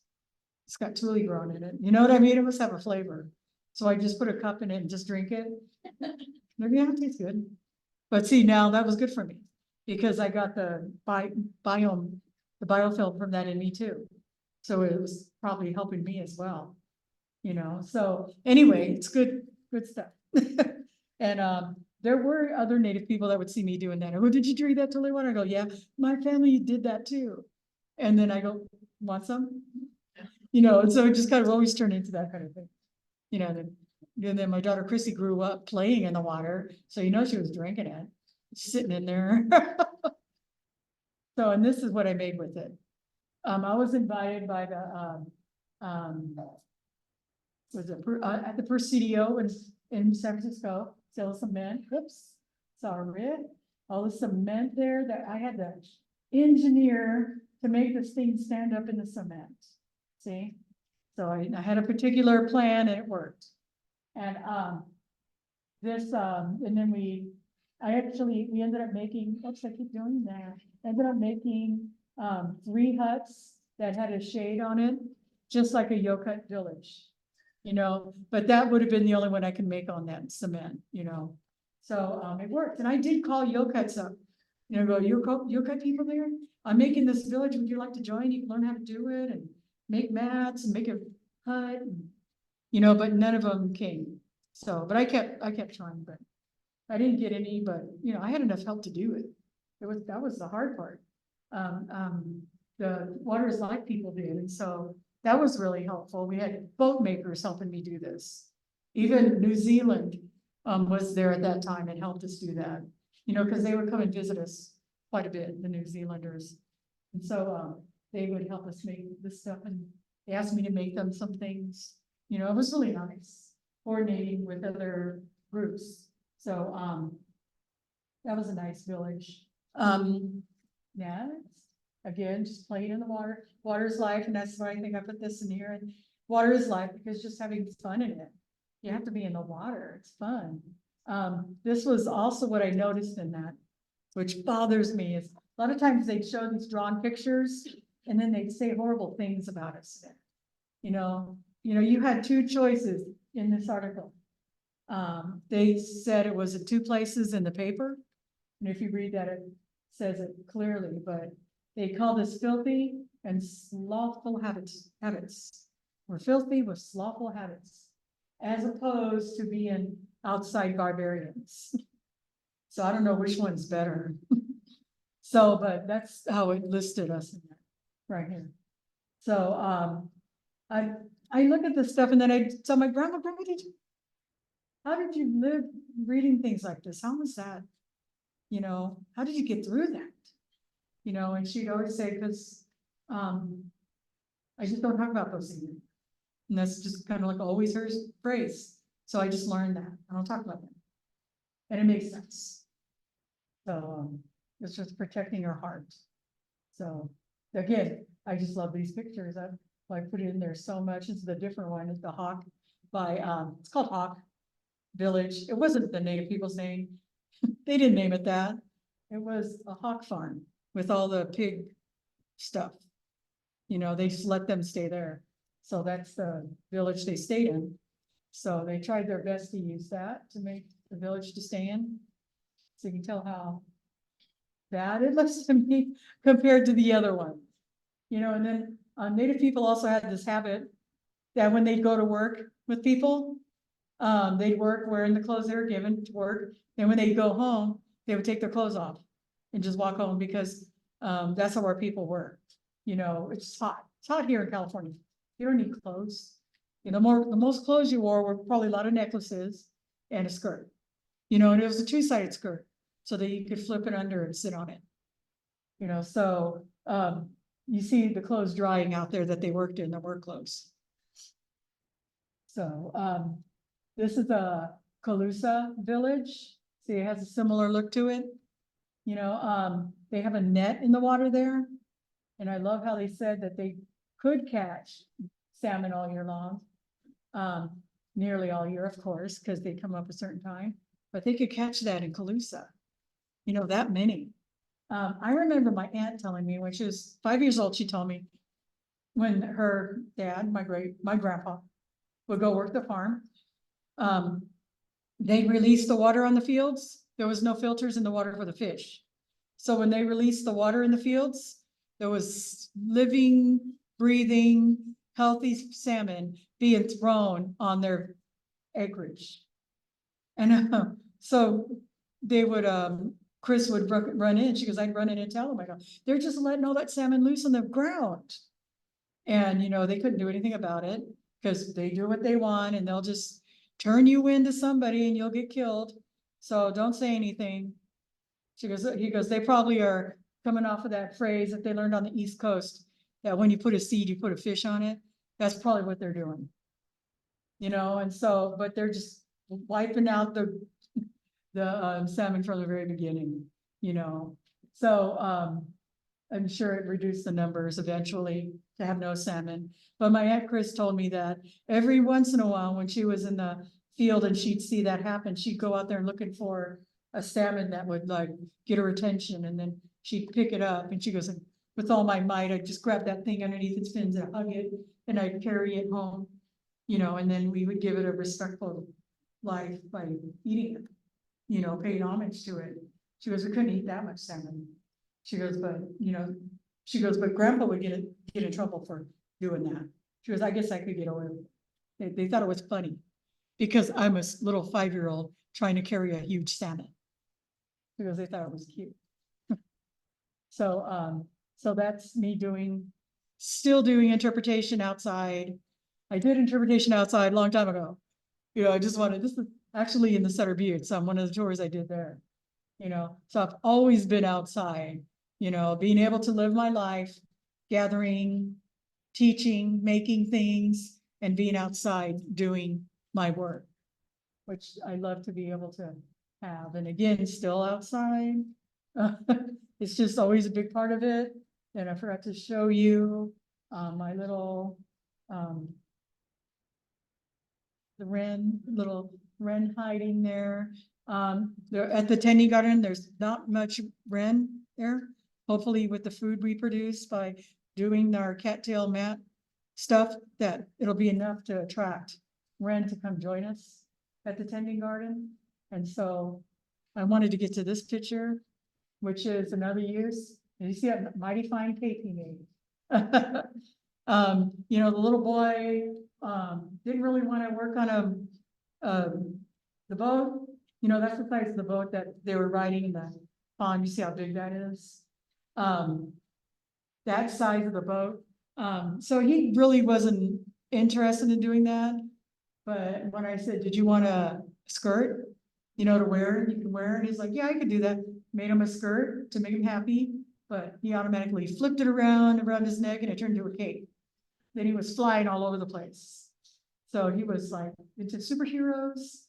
So he had his mighty superhero.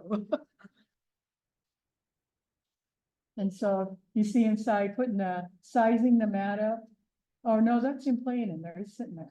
Yeah, but at this moment in it, we're sizing the inside up so that we can make a mat to fit in there. So that when you're in the boat, your foot's not going through it. You just got to get it. And this is my daughter, Uti, and then Alejandra, another Wintun relative.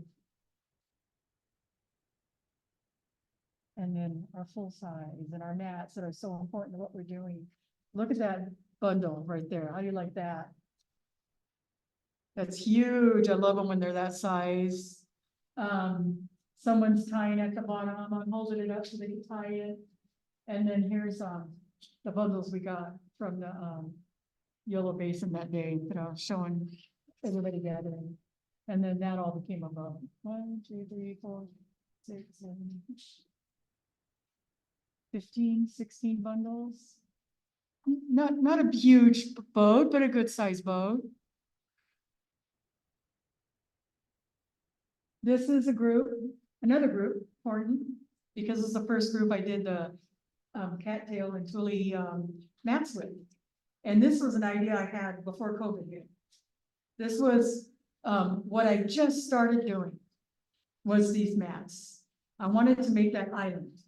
And it got to a point where the director of the, place decided, kindergarten, decided to get a, make it a little easier by trimming some of the dirt off the top of the island so that the geese couldn't make nests on it.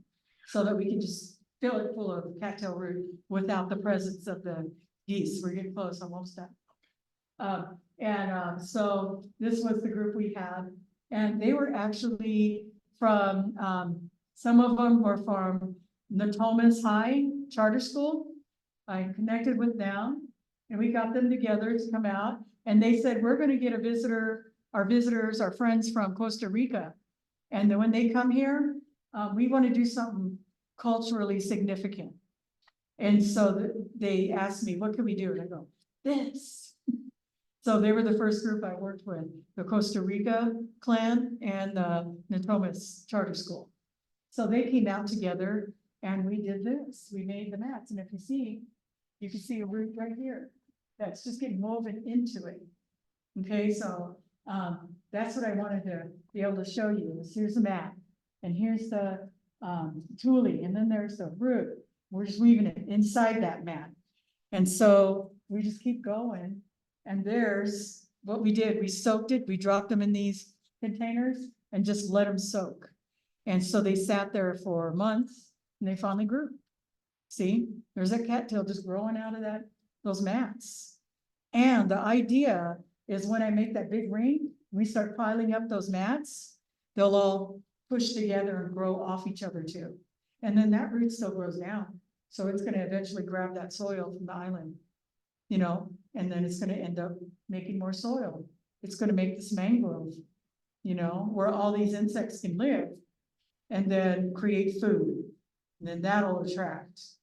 That's our bait for the redweed, the tri-green blackbird. So that's the whole goal. One day that just came to me. I want to get that island. This is the way we do it.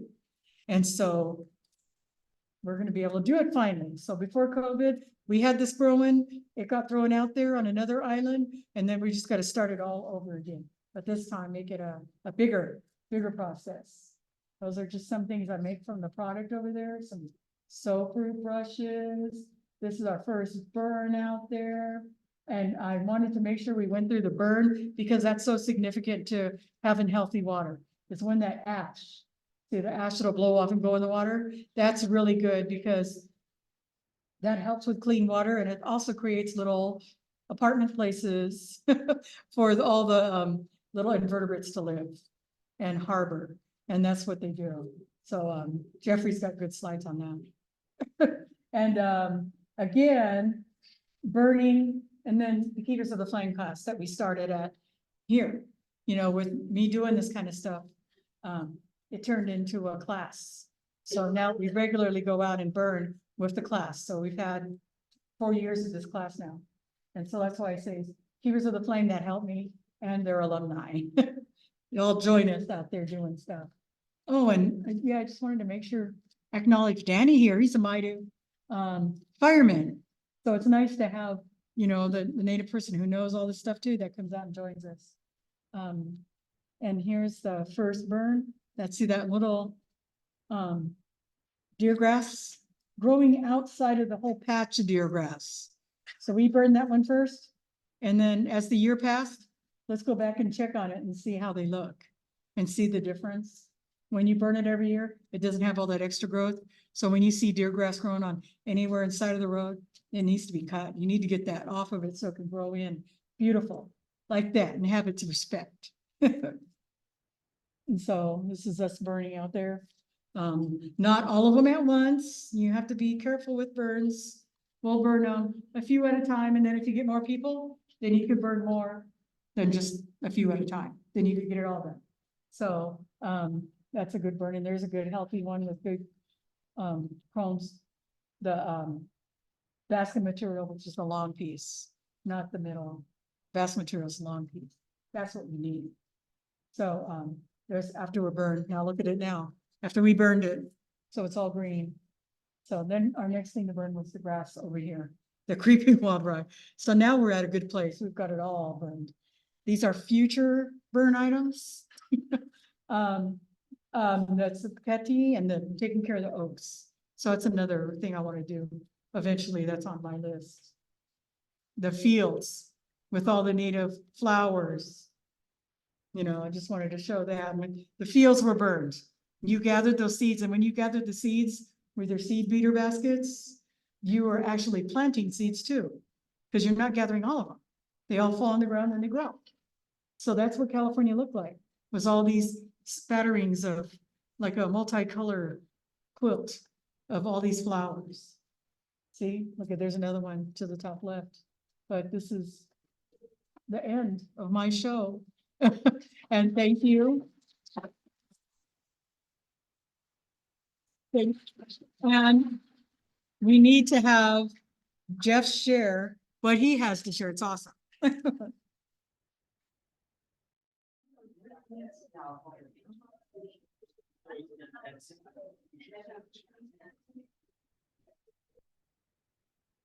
All right, well, thank you all so much for coming. I really appreciate the turnout and the interest in this, and thank you so much to Diana for such a wonderful introduction to this topic. I think she really drove home how important this this work is to the past for those people, and I think for our future, and hopefully I'm gonna drive that home with this. I just wanted to thank Cache Creek Conservancy, where I've been volunteering, and they've been allowing us to, you know, do this work, and I've been learning a lot about nature and the Tule, and I'm not a botanist, so I've really been learning a tremendous amount through this whole experience. And I also want to thank the Pacific Southwest Center of Excellence in Vector-borne Diseases, who are providing me with the funds to do this work and have funded this work. They're a branch of the Center for Disease Control, and they're really interested in looking into novel ways of improving the environment, improving human health, and eliminating some of the more destructive practices that we've developed over time. Okay, thanks. Yeah, and I wanted to start with the land acknowledgement. So this is is that? It's just in the way. Sorry. Okay, okay. So we acknowledge the land on which we are gathered. For thousands of years, this land has been home of the Patwin people. Today, there are 3 federally recognized Patwin tribes: the Cattail Dehi Band of Wintun Indians of the Calusa Indian Community, the Cattail Dehi Wintun Nation, the Yocha Dehi Wintun Nation. Patwin people have remained committed to the stewardship of this land over many centuries. It has been cherished and protected as elders have instructed the young through generations. We are honored and grateful to be here today on their traditional land. So UC Davis is situated on these lands, and it's really important to recognize that there were a lot of sacrifices that were made for our benefit. And I also wanted to highlight the land back movement, which is a movement that the goal of is trying to restore some of the native lands back to the people that it really belongs to. And you can make monetary donations via the site, and you can also actually make land donations. So this is a good mechanism that goes a little further than just acknowledging the fact that we're on the land. Okay, so my background, this is me in Africa, doing some field work on tsetse flies. I was always into insects as a kid, and I did my bachelor's in entomology at UMass Amherst starting in 1990. And I ended up working in a medical entomology lab there that studied mosquito ecology. I worked there for 5 years, taking care of mosquitoes and learning about their biology. I wanted to keep going further as a biologist, so I went to get a PhD in genetics from Michigan State, and I worked on mosquito reproductive biology and how it's regulated and gene expression and all these very technical things. I then worked as a postdoc and then a research scientist at the Yale School of Public Health. And I switched gears to a totally different fly, tsetse flies, which live exclusively in Africa, and they transmit a disease called African sleeping sickness. And from there, I became a professor here at UC Davis in 2017 and started my lab on working on mostly insects that vector diseases and understanding their physiology and what makes them tick. But so I study things like symbiosis, their relationship with bacteria, and how they facilitate their life, how they reproduce, their nutritional biology, what they eat and how they digest it and how it's used for them to live. And also looking at the biology of resistance to insecticides, which has become a problem for mosquito control, mostly due to the overuse of these kind of toxic chemicals. And what I'm really interested in is finding newer, more environmentally friendly ways of doing these things. So this was my PhD research working on mosquitoes require feeding on blood to develop eggs, and there's a whole complicated nutritional cycle that happens. They take up blood, they digest it, and that tells the mosquito, okay, it's time to start making eggs. And then I worked on another weird fly. So this is the tsetse fly that's only found in Africa. And my kind of interest is in reproductive biology. And these flies are really unique because they lactate and they give birth to live young. So the flies only give birth to one offspring at a time. So this is a pregnant female tsetse fly giving birth. And they produce, during each reproductive cycle, the mother fly produces enough milk to make a baby that's equivalent in size to her. So it's a pretty crazy, amazing physiological feat that I got to investigate we're doing the sequence of the genome of the tsetse fly and learning more about them. But really what these studies did was really give me an appreciation for these insects that most people consider pests. And they allowed me to see the beauty and the kind of, the amount of effort that nature has put into developing these creatures that we treat as something to kill. So what I really want to do is try to reframe the way we view these creatures and interact with them. Yeah, so if you're curious, we had a write-up in the New York Times about some of the lactation work we were doing on tsetse flies. But why am I interested in wetlands is really like, as I've learned more about these creatures, and I've looked into how sort of Western culture has treated them as something to be eradicated or exterminated. And it struck me as it's a very wrong-headed approach. And that we really need to look at these creatures as a fundamental part of nature that has a job. And in some ways, I almost think of them as nature's immune system that tries to keep its species in balance. And I think humanity in some aspects is out of balance right now. We're using nature, we're really sort of treating nature as an extractive, something to take resources from, and we're hurting it. And diseases and things like that are a way the earth is trying to kind of rein us in, keep us under control before we destroy the whole thing. So I'd like to come up with ways that we can work with nature rather than fight against it and make room for everybody, including the mosquitoes. So I'm going to talk about wetland health and the important functions that it addresses that for some of the key problems we have now coming with climate change. Some basic information about vectors, and hopefully I can help you see the beauty that I see in these organisms. And then the importance of traditional ecological knowledge in the management of wetlands where many mosquitoes live, and how properly managed wetlands can actually reduce vector-borne disease. So Western culture has a lot of negative associations with wetlands.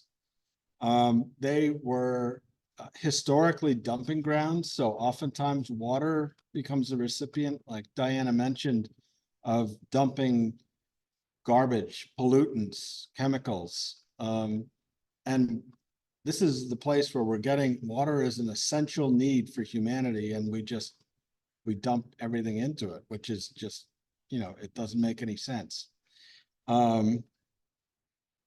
So these areas oftentimes were really sick ecosystems that were, polluted, and they're breeding, disease, things are out of balance, and it's because they aren't being treated properly.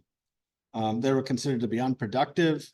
Oftentimes they were drained to develop for real estate, or to try to eliminate mosquito-borne diseases. They were associated with diseases, danger, depression. We have terms like I'm swamped with work, I'm bogged down, drain the swamp. So these are all things that you don't really think about it, but these are really sort of fundamentally negative associations that people have with these really essential ecological systems that are going to be critical to our survival. And I'd like to change people's minds about that. So, like Swamp Thing. This is a recent documentary on HBO about our government, sort of.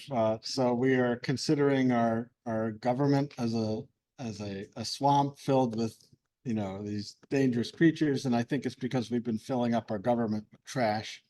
In terms of some of the people that are there, I won't get into that. So what is a wetland? So it's a low-lying area of land that's saturated with water, either permanently or seasonally. And the wetland that I've been sort of getting familiar with is at Cache Creek Conservancy, which is a palustrine wetland that's freshwater. It has lots of vegetation, reeds, sedges, cattails, shrubs, trees. It's not tidal, but it's a critical habitat for a diverse array of wildlife, and it performs many essential ecological functions that we really take for granted.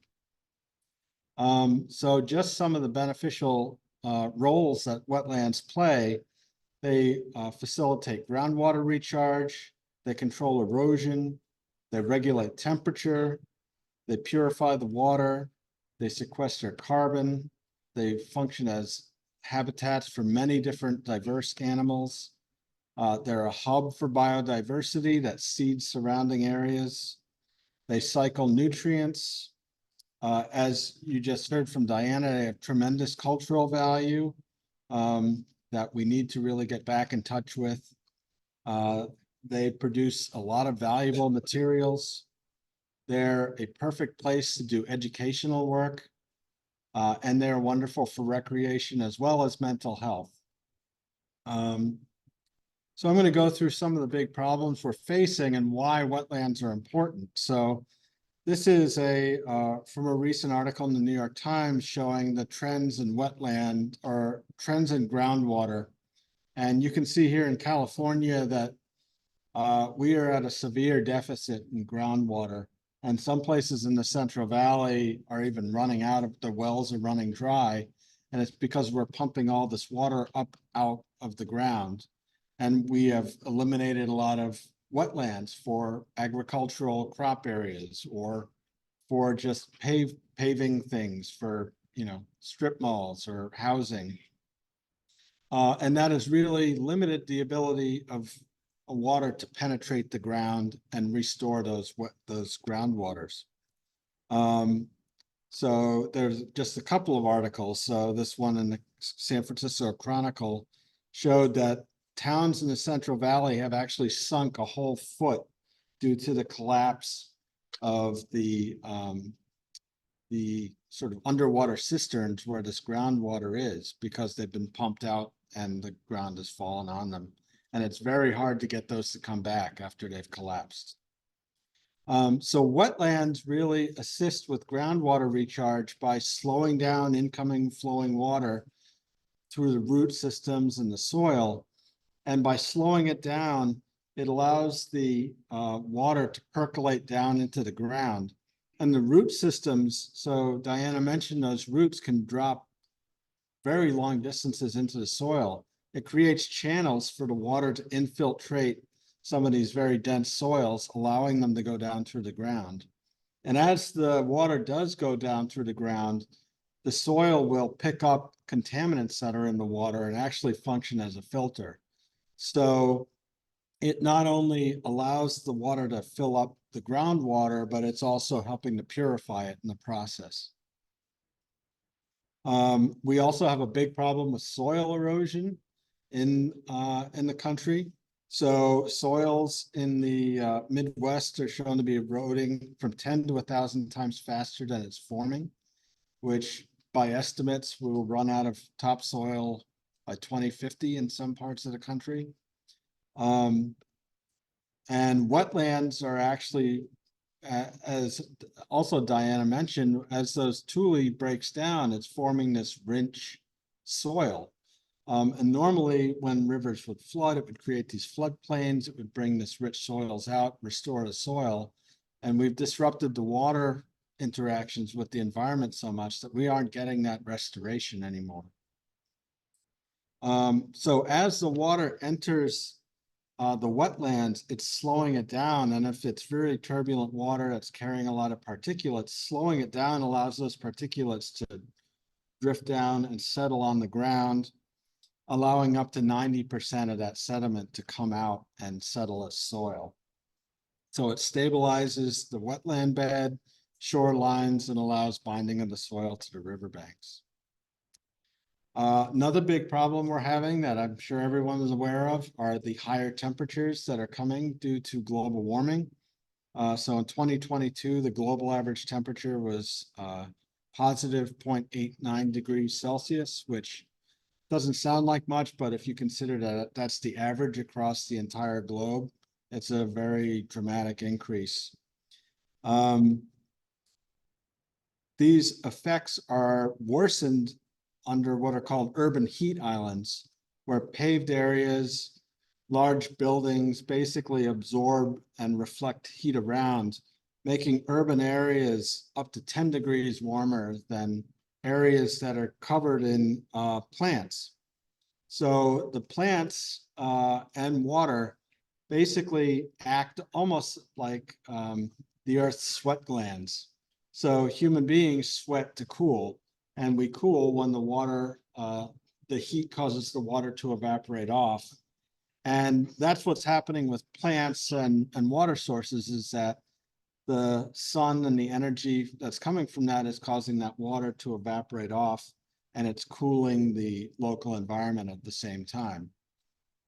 So by providing these green areas, you're actually cooling the local environment. So it's evaporative cooling. You also have trees, which are creating shade. The albedo effect, which is the sunlight being absorbed by the plants. It's used to drive photosynthesis and evaporative cooling.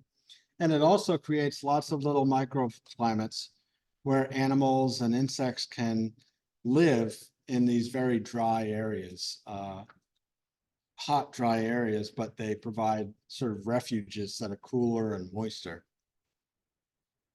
So how do wetlands clean and detoxify water? And before I started looking into this, I had no idea how this worked. But you have a picture of some Tule here. And below those Tule are these elaborate root systems that go through the water and penetrate the ground. And those root systems are covered in this slimy film, which is basically like a bacterial megacity. It's these bacteria live on the roots. They secrete these like carbohydrates that are kind of like mucus basically, and it's this sticky layer that all these bacteria live in. You get these massive numbers of bacteria, and these bacteria love stuff that's in the water. They feed off of fertilizer, they feed off of pesticides. They will break down these compounds which plants wouldn't normally be able to use, but they break them down into very basic units of carbon that now the roots from the plant can use. So it's almost like an external stomach. We have stomach acid and bacteria in our stomachs that help break us down our food. This is like the stomach for the plants that's helping them process things that they normally wouldn't be able to digest. And it's also cleaning the water at the same time. So as these plants grow, they're taking all of this, the pollutants in the water, they're converting it into nutrients. The plants are taking the sunlight and the carbon dioxide that's in the air and turning it into sugar. They're turning that sugar into basic materials that they can grow from. So all these plants are taking carbon out of the air, turning it into plant material. And in that plant material, when it dies and goes down under the water, settles on the bottom, and then starts to form these layers of soil, which will build, if people aren't harvesting the Tule and using it for things, that soil will keep building up. But this is a cross section of a bog, actually, and it shows you that it's got this extremely rich, fertile soil, which is really essential for living things. And it's loaded with bacteria and other microorganisms and insects. And it's really, all of that life, that carbon is being pulled out of the air, turned into plants. The plants break down. You have microorganisms feeding on it. You have insects and copepods feeding on the microorganisms. You have fish and insects feeding on those. So all the living things that are in this environment are basically being pulled out of the air from carbon dioxide and made into life. So these wetlands really are sort of foundations of living systems. And if you look at the different sort of efficiencies of carbon storage in different types of ecosystems, they've quantified exactly how much carbon is stored in different areas. And you can see wetlands here, they per acre, it's average stored carbon in tons per hectare of 1 meter ground depth. So that's 643 tons of stored carbon in wetlands relative to other systems. So wetlands, if you want to store carbon underground, wetlands are the way to go. But we've been draining them, and paving them, which is basically doing the opposite. So they're really fundamental. If we want to address climate change, healthy wetlands are really a key way of doing that. And nature will do it itself. It's, if you set up the conditions correctly, nature just sort of, once you give it enough momentum, it'll just roll. And to continue with this, so I had the privilege of being in Diana and Beth Rose's Layak Po burning class. Burning also is really an important way of generating carbon that goes into the ground. Biochar basically is plant material or organic material that's been burned in the absence of oxygen, and it enriches the soil because it retains water. It's got a huge amount of surface area. It buffers the pH. It provides micronutrients. It binds up toxic compounds. So if you've ever heard of someone having, an overdose or something like that, they often treat them with activated charcoal. And that's because that charcoal is basically biochar, and it binds up chemicals because it's covered in positively and negatively charged ions that basically anything that's got a charge on it sticks to it. And it provides basically like apartment complexes for microorganisms. So anytime you put biochar into soil, they've shown that the microbial abundance and diversity goes through the roof. And it's because some microbes are very aggressive and they secrete toxic compounds that kill their neighbors so they can eat them. Oftentimes the biochar can provide refuges for bacteria that are a little less aggressive, but aren't able to normally sort of exist in the presence of those other more competitive and aggressive microbes. So I wanted to show the effect of the burning actually that has on the Tule. So this was the burn that we did during the class. Let's see if I get this to start.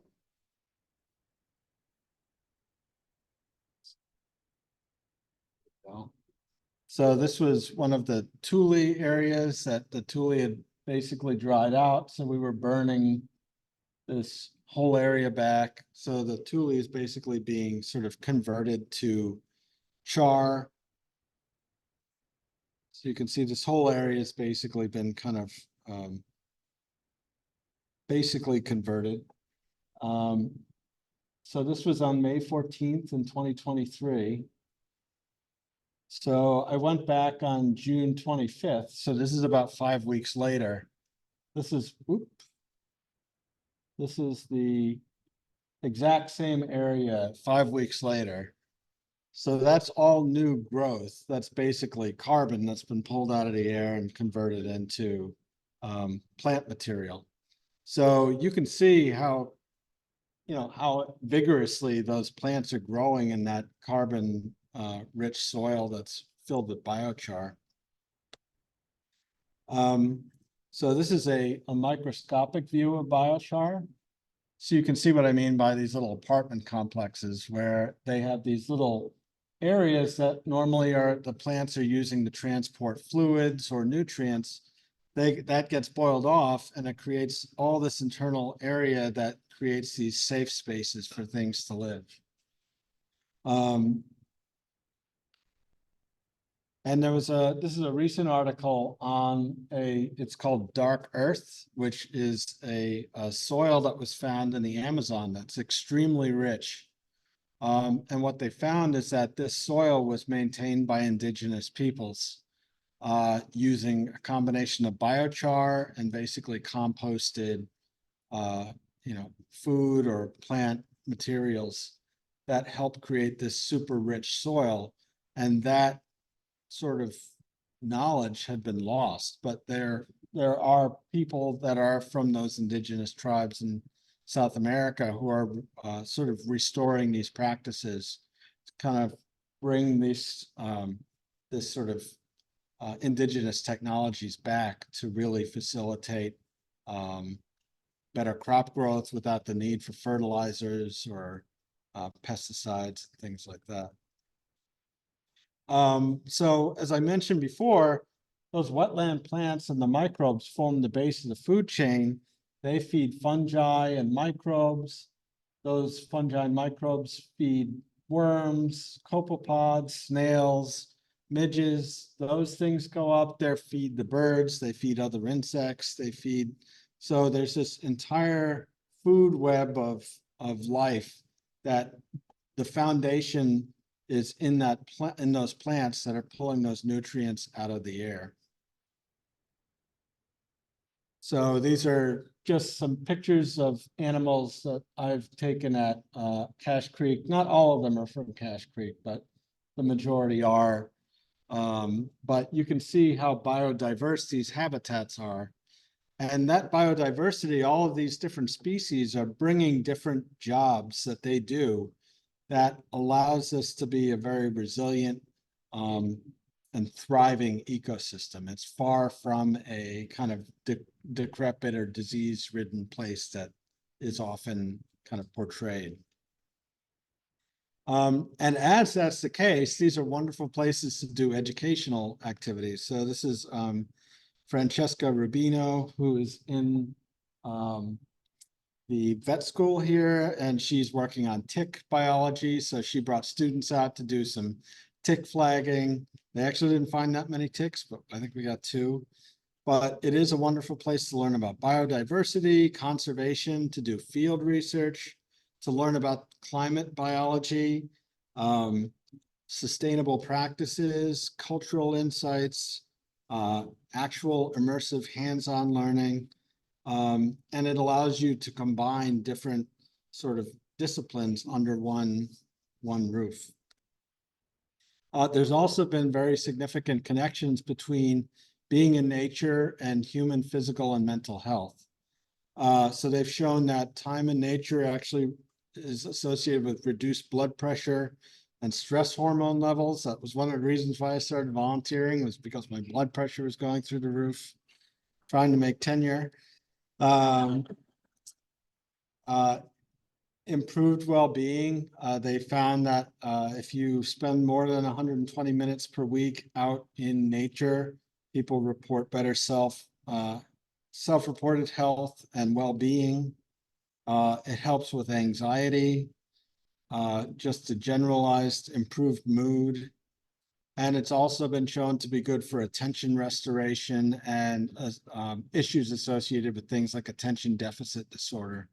So attention that we usually apply during like work days is what's called focused attention, where we're forcing our attention to be on something that maybe we don't necessarily want to be doing.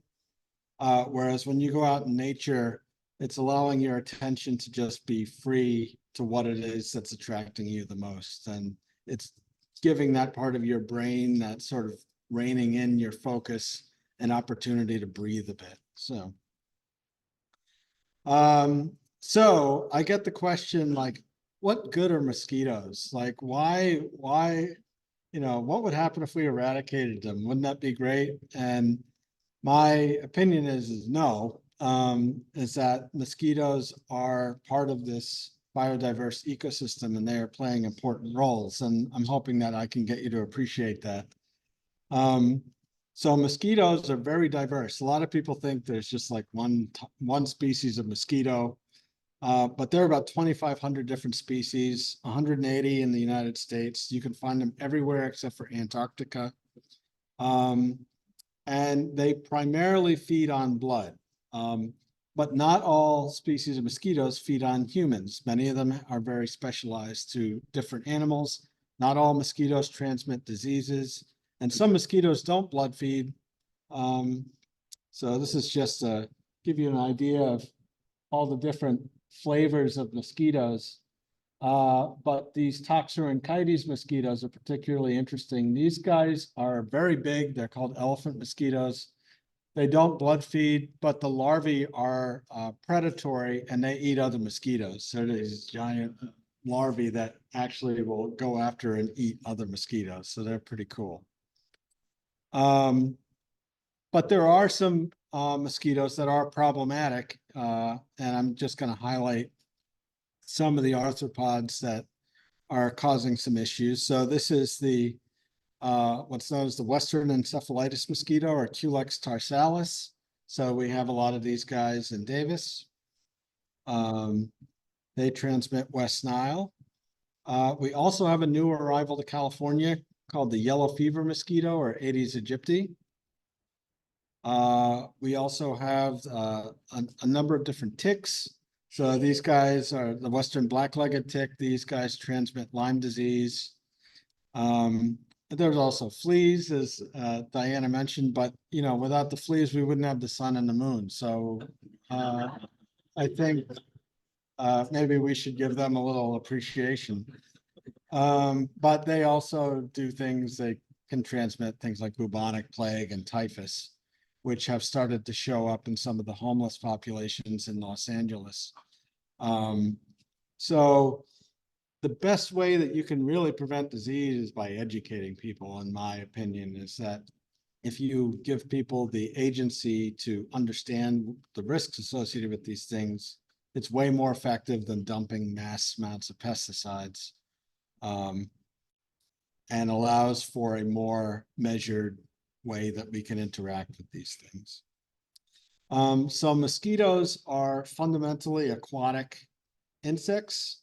So they lay their eggs. So these are Aedes aegypti eggs on a piece of paper. Other mosquitoes have different different forms of eggs. They hatch and grow into these little larvae. They're often called wrigglers because they go back and forth. They turn into pupae where they metamorphosize and they change from this into the form that you're probably more familiar with, the ones that fly and bite and do all sorts of other things. So this is a picture of Culex tarsalis. So these guys are native and they are oftentimes found, the rice fields that are out in the overpass tend to be big producers of these. They tend to breed in stagnant standing water, very nutrient rich. But for the most part, they prefer to feed on birds. They're not really interested in people unless the birds aren't around. So when you see things like biodiversity loss, you're taking away the host that these mosquitoes are naturally interested in, and they are sort of desperate for food because they need that blood to reproduce. So if humans are around and they can't find birds, then they will go to humans. So the birds, they tend to pick up this West Nile virus because it's primarily found in birds. So they feed on a bird and then they end up getting infected with the virus and then feeding on a person, and then you get a sort of that transmission of the virus. Yeah, so these guys, I mean, we have the benefit of knowing that these guys are usually out at dawn, dusk, and in the nighttime. So if you're wearing long sleeve shirts, you can put on some mosquito repellent that will help you out. There are also some plants like mugwort that Diana was talking about actually have some natural mosquito repellent activities. So these guys lay their eggs in these rafts. So you can find them on the surface of the water, and then they hatch out into these little guys. So they breathe through these siphons. So they breathe through their butts basically. They poke them up above the water, and then they have these little silvery tubes that the air comes down and then distributes the oxygen throughout their body. So this is a close-up of them. You can see that these guys are loaded with all these different sensory modifications. They're covered in these little hairs that let them sense water movement. It helps them sense if there's predators nearby. They can also taste the water. They can tell the temperature. They can tell the pH. So these guys are actually sort of ideal environmental monitors for water quality as well. You can see there's a closer look at the siphon that they used to breathe through. This is a video of some mosquitoes that I found in our backyard. That was in a bird bath that we hadn't turned over, which was immediately turned over after I took the mosquitoes out of it. But what you can see is that as they feed, they have these little brushes on their face that they basically use to generate a current. So these guys actually function to filter the water. So they do actually help with water quality. They take all that organic material and integrate it into their bodies. I have a little closer video. So you can actually see these little brushes that they have in their mouth, and you can see the little particles in the water being pulled in by the current that they generate. You can see all the muscles in their head that are, doing all this complicated sort of brushwork. And then you can see the heartbeat of the mosquito. These are the breathing tubes, but the heart runs down along it, and it helps pump the blood and the nutrients throughout the body of the mosquito. Yeah, so these guys are contributing to the environment. They're integrating this excess nutrients that are floating around, and they also provide an important food source for other insects and fish and other animals that eat them. So these are close-ups of the pupae. So you can see they have these beautiful eyes that are made up of individual facets. So they have pretty good vision. This one's an early pupae, and this one is getting ready to hatch. So you can see it's darkening up and the hairs are showing up on it. And then when they emerge, the pupae come up to the surface of the water and they pop the top on the back, and then the adult mosquito comes out. So it's a pretty impressive change of lifestyle. So this is a male Culex tarsalis. I think they're pretty handsome, actually. You can identify Culex tarsalis because they have a white band on their proboscis, and they have these dark chevron patterns on their abdomen that are like little scales. And the males have these huge, very impressive bushy antennae, and they use those antennae for mating. So they hear with those antennae. They don't have ears, but those fine hairs are able to pick up vibrations in the air. And they listen for, you know, the sounds of a mosquito buzzing in your ear, that high-pitched whine. So the males listen for the female's whine, and then they do what's called harmonic convergence, where the male has to match he has to harmonize with the female with his wing beats for her to be able to mate with him. So he's got to sing to her. So to be able to do that, he has to be able to hear her really well. So you might see males hanging around you if you're out. They aren't there to bite you. So male mosquitoes don't bite people because they don't need the blood to make eggs. So, but they probably are looking for a mate if they're near you. So, and then this is a female, and you can see she doesn't have those, the bushy antenna that the male does. Her antennae are basically designed to find hosts. But they also have the same white band and the chevron patterns on their abdomen. They also tend to have a kind of a rounded abdomen. So the other troublemaker is Aedes aegypti, the yellow fever mosquito. These guys are actually very pretty. They have these white marks that look like a lyre, like the instrument on their thorax. These were originally derived from Africa, from the rainforest. They originally bred in water-filled tree holes, so they are basically like temporary water storage breeding mosquitoes. And these were brought over during the slave trade from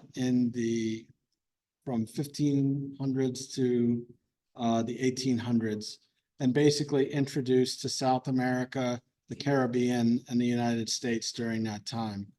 So this is really something, the introduction of these disease vectors was really driven by really kind of atrocious, horrible human behaviors. So we bring a lot of these problems on ourselves. These mosquitoes love people. So as opposed to Culex, these guys have evolved to live near people. They preferentially feed on people, and they transmit a number of viruses, including dengue fever, Zika, chikungunya, and yellow fever. And dengue is one of the biggest vector-borne diseases currently in the world.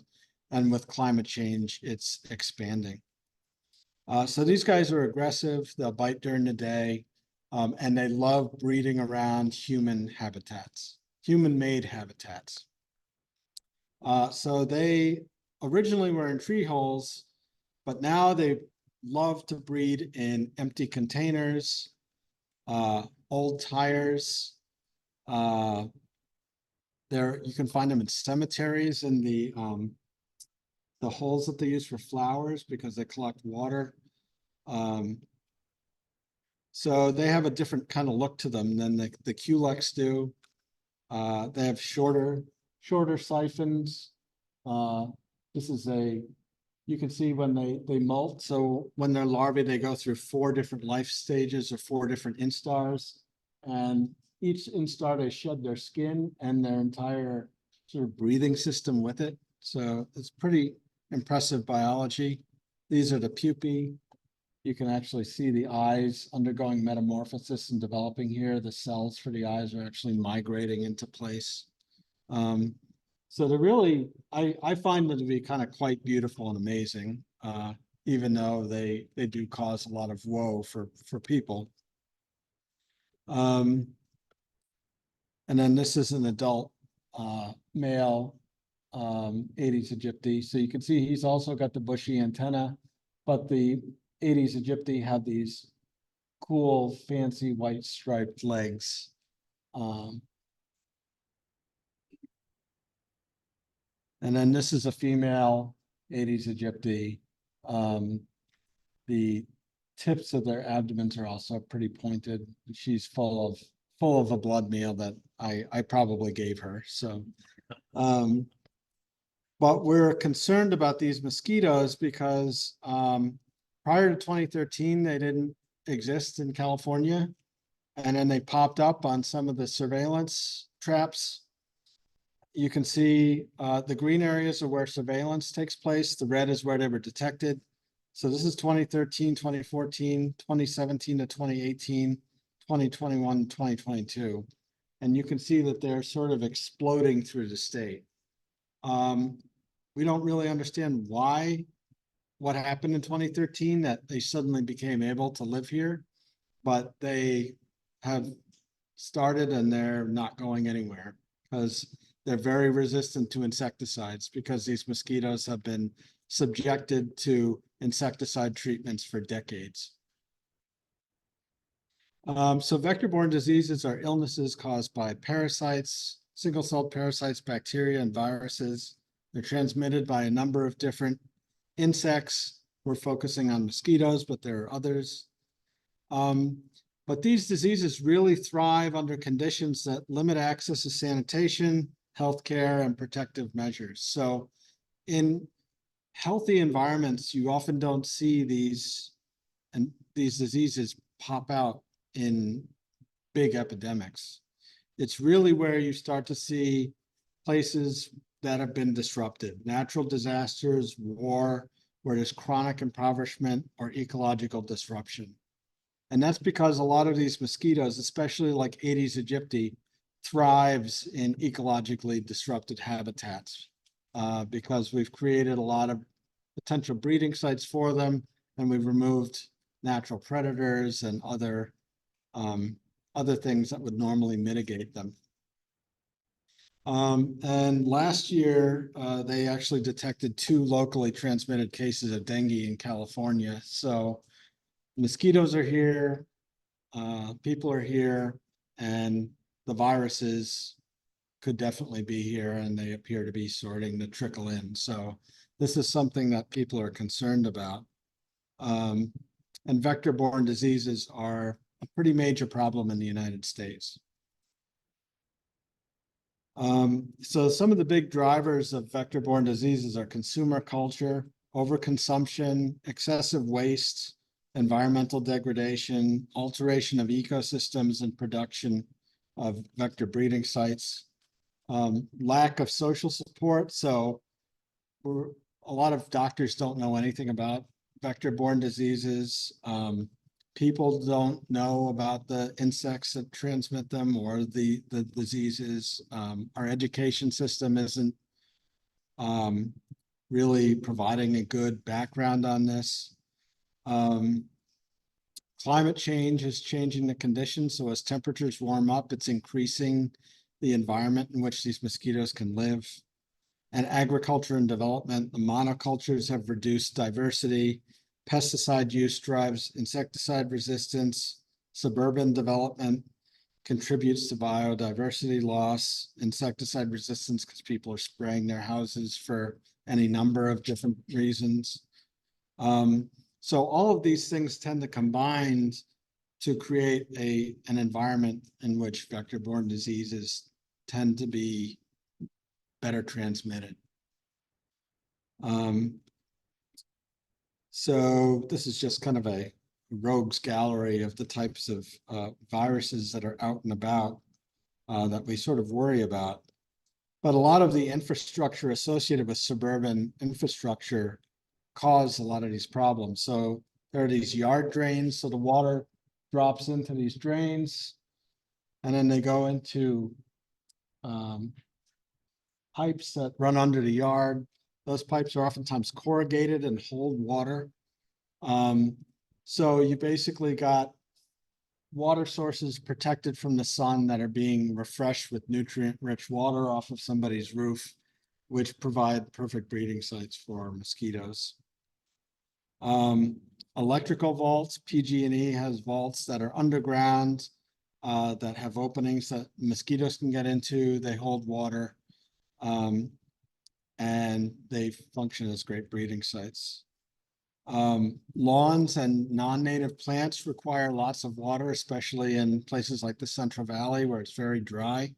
So by just watering with a sprinkler system, you're creating potentially an array of breeding sites that Aedes aegypti does a great job at occupying small amounts of water. They can breed in as much as a bottle cap full of water.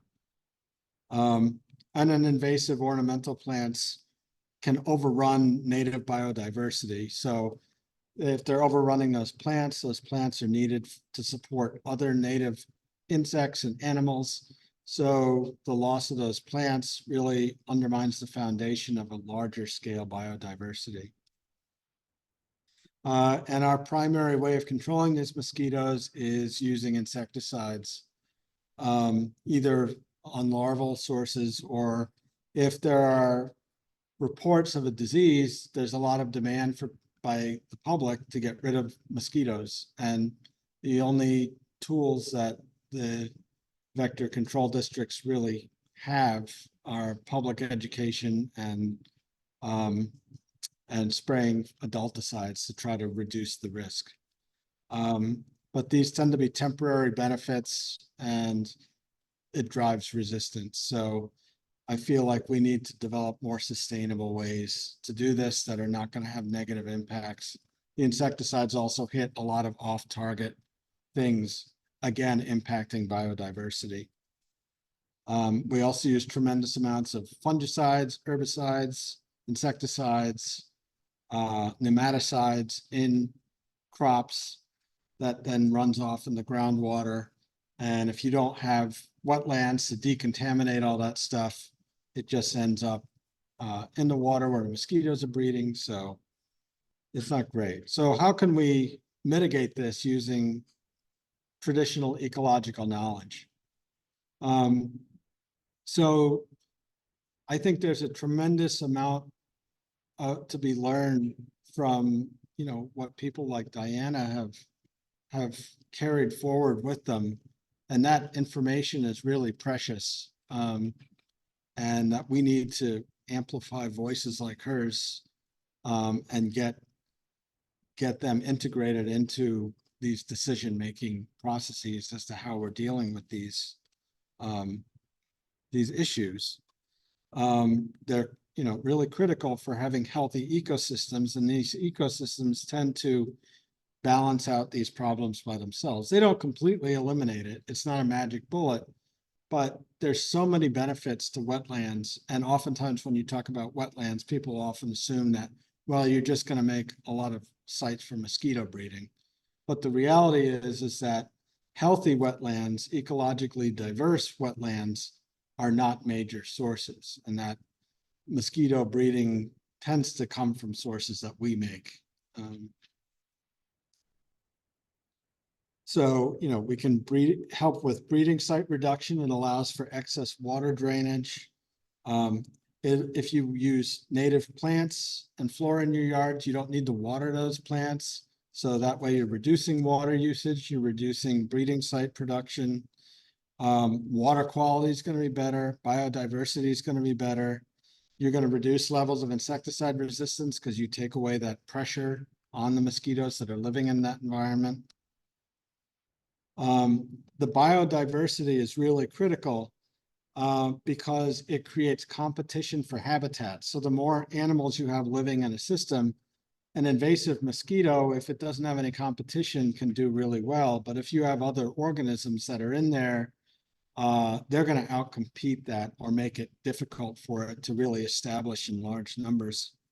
There's also an effect called the dilution effect, where if you have lots of other animals living in the system, those mosquitoes oftentimes would prefer to feed on those animals than people.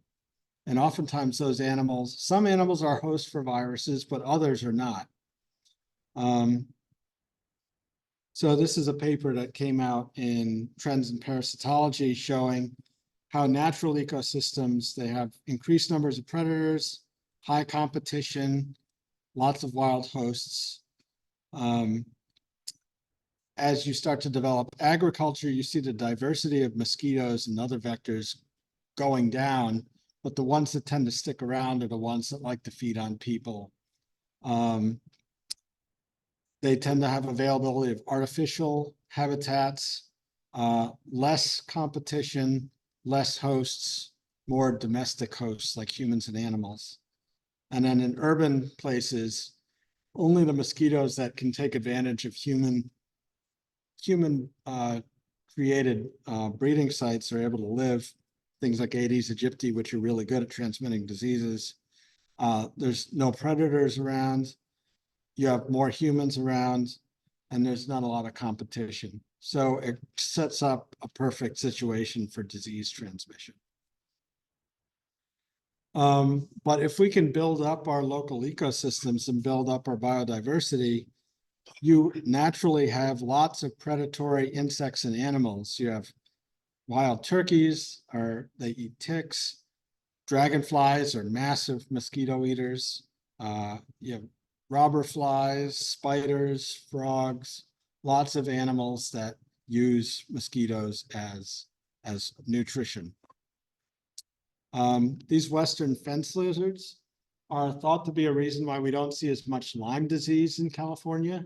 And it's because they have a factor in their blood which actually kills the bacteria that cause Lyme disease. So when the ticks feed on them, it actually sterilizes the tick.